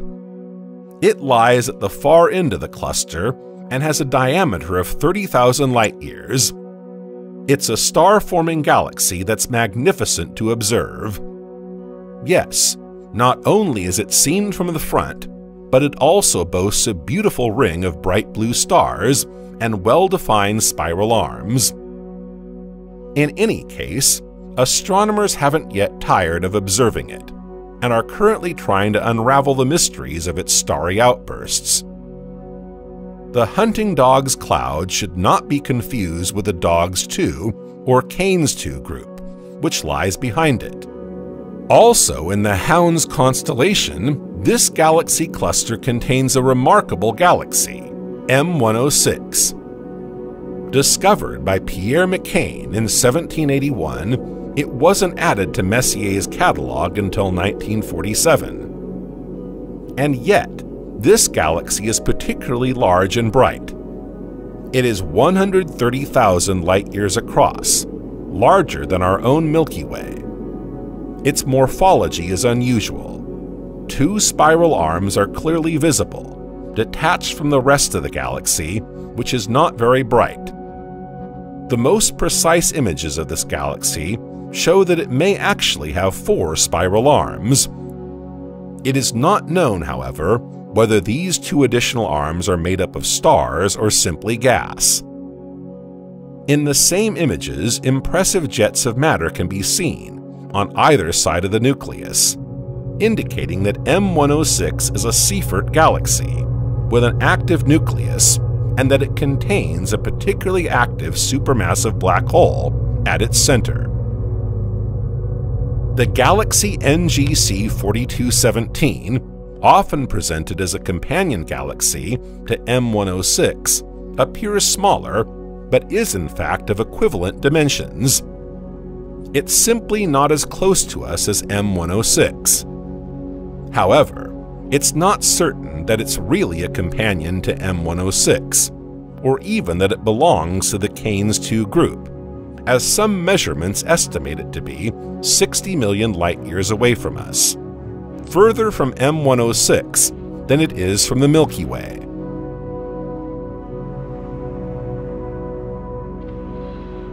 We're now in the Lion constellation. You're looking at the Leo 1 group, which is made up of 3 subgroups. On the right, the M96 subgroup, and on the left, the M66 group, and in the middle, the galaxy NGC 3489. The M96 group includes M96 and M95, 2 barred spiral galaxies, and NGC 3377, an elliptical galaxy. All 3 are particularly bright. M96 and M95 were both discovered on the same evening, March 20th, 1781, by Pierre McCain. They are slightly smaller than our own Milky Way. Both feature an inner star-forming disk close to the nucleus, whose secrets astronomers are trying to unravel, in particular, the links between these disks and the central black tower and spiral arms. Let's take a look at the M66 group. It's also known as the Lion Triplet. It includes galaxies M65, M66, and NGC 3628. Their magnitudes make them easy to observe, especially M65 and M66, which are often photographed together, making the Lion Triplet the most beautiful group of galaxies in the Lion constellation. M65 is a spiral galaxy, and M66 a barred spiral. As for NGC 3628, it's a magnificent spiral galaxy seen from the edge, with clearly visible dust bands. We can also see a trail of stars that have been torn from it by the gravitational forces between the 3 galaxies. In the past, interactions between NGC 3628 and M66 strongly affected the morphology of M66, which now has a more elongated spiral arm and a more diffuse halo. NGC 3489 is located in the Leo 1 group, between the 2 subgroups of M96 and M66. This lenticular galaxy interests astronomers for its hybrid characteristics. It has a prominent galactic bulge and a visible central disk, like spiral galaxies, but no spiral arms. It also borrows characteristics from elliptical galaxies, with little ongoing star formation and stars over 1 billion years old. Like many of the galaxies in the Virgo supercluster, it is a Seyfert galaxy with an extremely bright core and a central black hole that devours any matter approaching it. The radiation from its active galactic nucleus, however, is weaker than average. See that vast gathering of galaxies to the right of the Virgo cluster? Those are the Leo 2 groups. These groups of galaxies lie behind the Leo 1 group and are spread over 30 million light-years.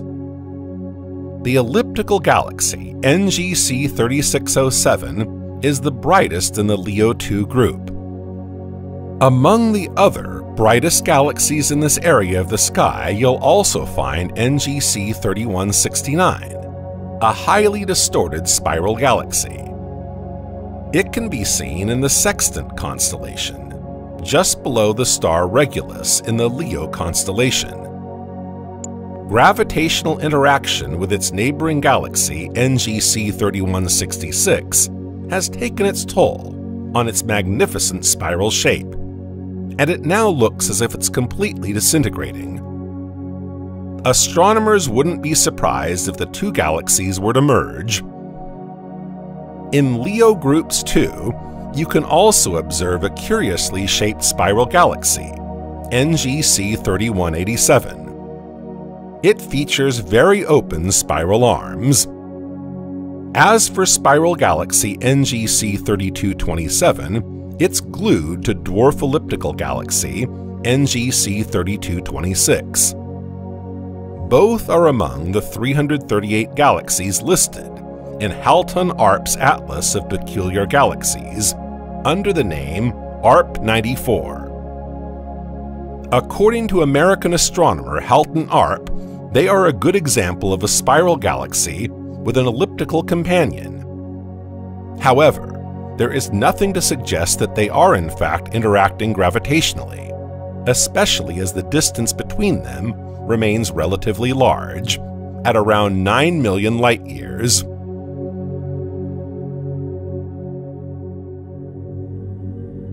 Let's continue our journey towards the Furnace Cluster.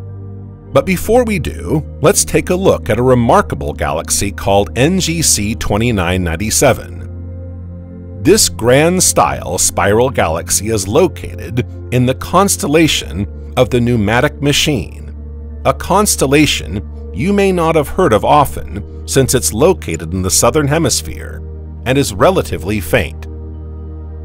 NGC 2997 was discovered by William Herschel in 1793 and lies around 55 million light-years from us, but is moving away from us at around 1,100 kilometers per second or 680 miles per second. This galaxy is particularly remarkable for its nucleus, surrounded by a string of giant clouds of ionized hot hydrogen. The NGC 2997 group comprises some 15 galaxies, including several irregular Magellanic galaxies. Before arriving at the Furnace Cluster, the Dorado group is also worth a visit. Call it a group, but it's more likely to be a cluster of galaxies given its size. The Dorado group comprises spiral and elliptical galaxies.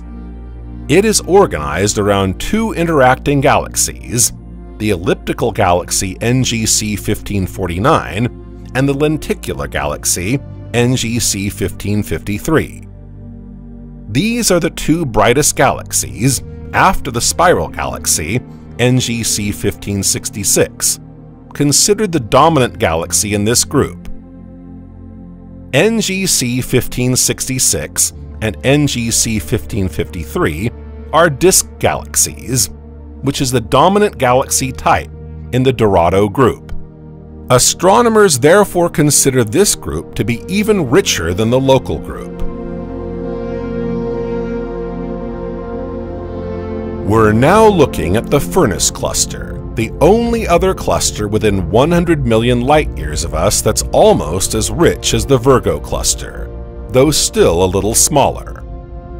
The Furnace Cluster is of particular interest to amateur astronomers for its compact core of galaxies spread over just 2 degrees of sky.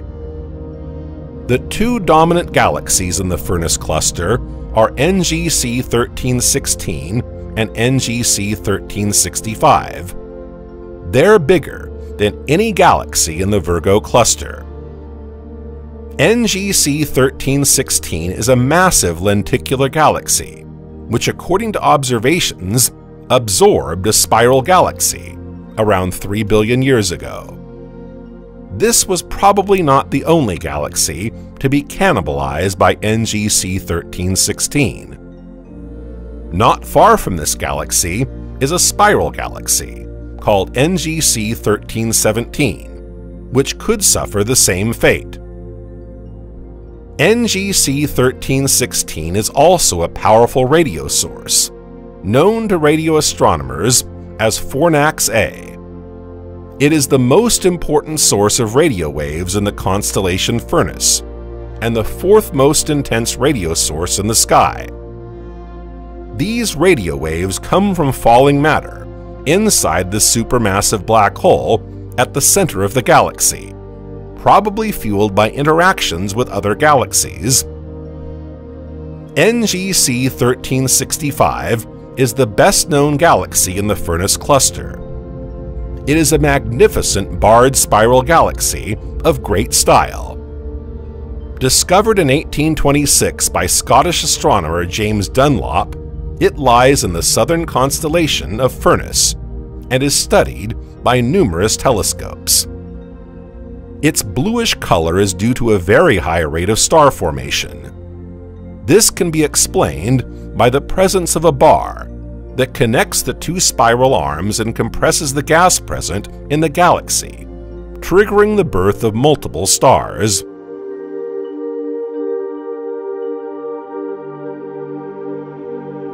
The Eridan cluster is another remarkable galaxy cluster in the southern hemisphere.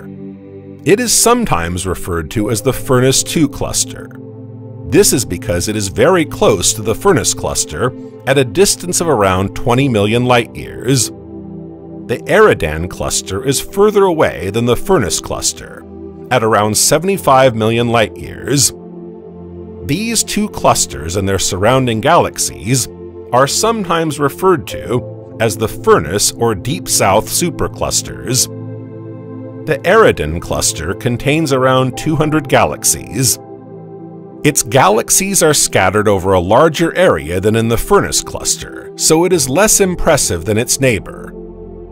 Two subgroups can be distinguished, one to the south around NGC 1395 and one to the north around NGC 1407. NGC 1407 is a vast elliptical galaxy, larger than the Milky Way, with a diameter of around 243,000 light-years. Its group contains at least 9 galaxies. NGC 1395 is also a vast elliptical galaxy, but slightly larger, with an estimated diameter of around 264,000 light-years. The NGC 1395 group contains at least 32 galaxies. We can't leave the Eridan cluster without a quick look at NGC 1232, one of the most beautiful galaxies in the cluster, with its well-defined spiral arms. This stylish spiral galaxy is around 145,000 light-years across, and its spiral arms contain millions of bright stars, alongside dark dust, to the delight of our eyes.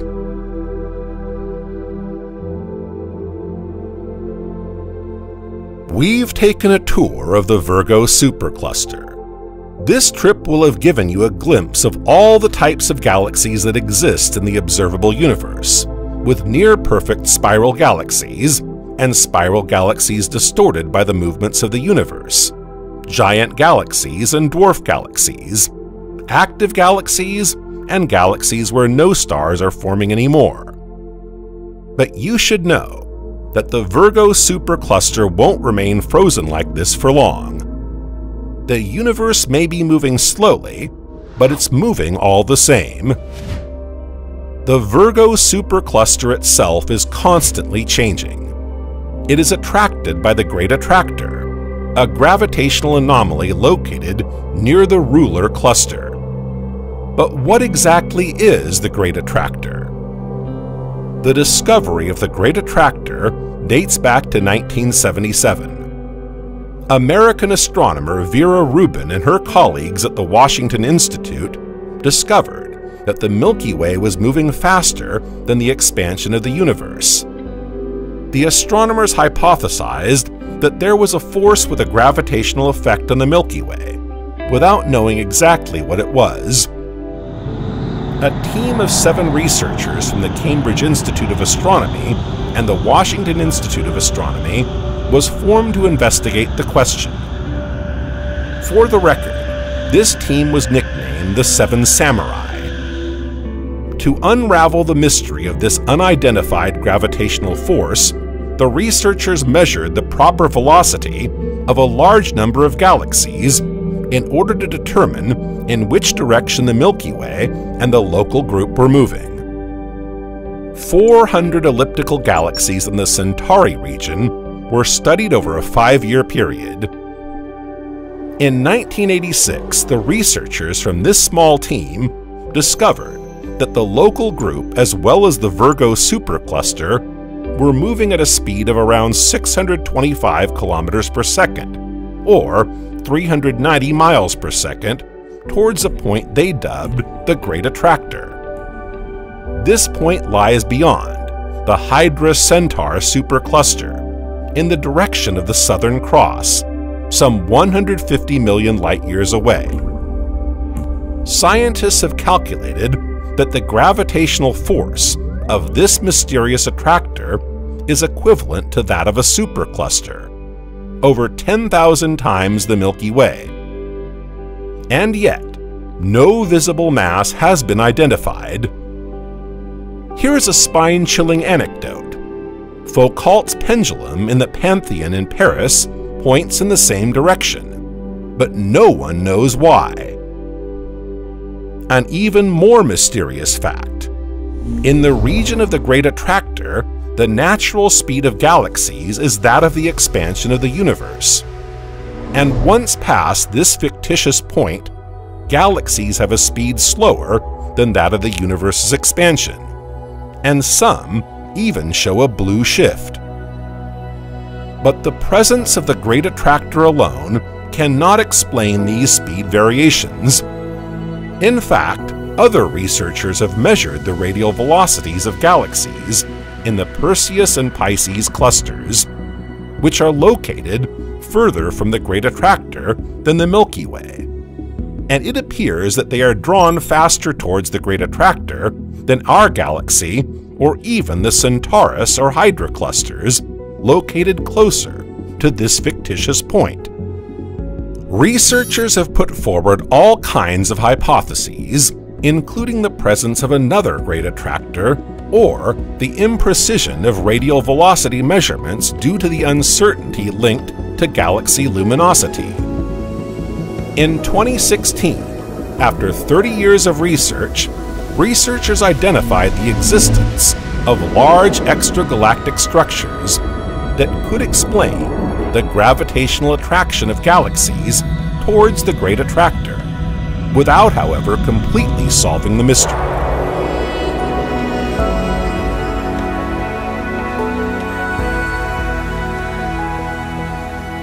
We've come to the end of our journey through the Virgo supercluster, but we're not done exploring the universe yet.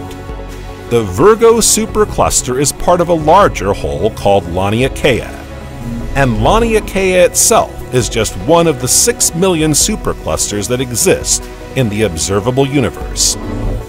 So there's still a long way to go before we understand all the mysteries of our universe and its organization.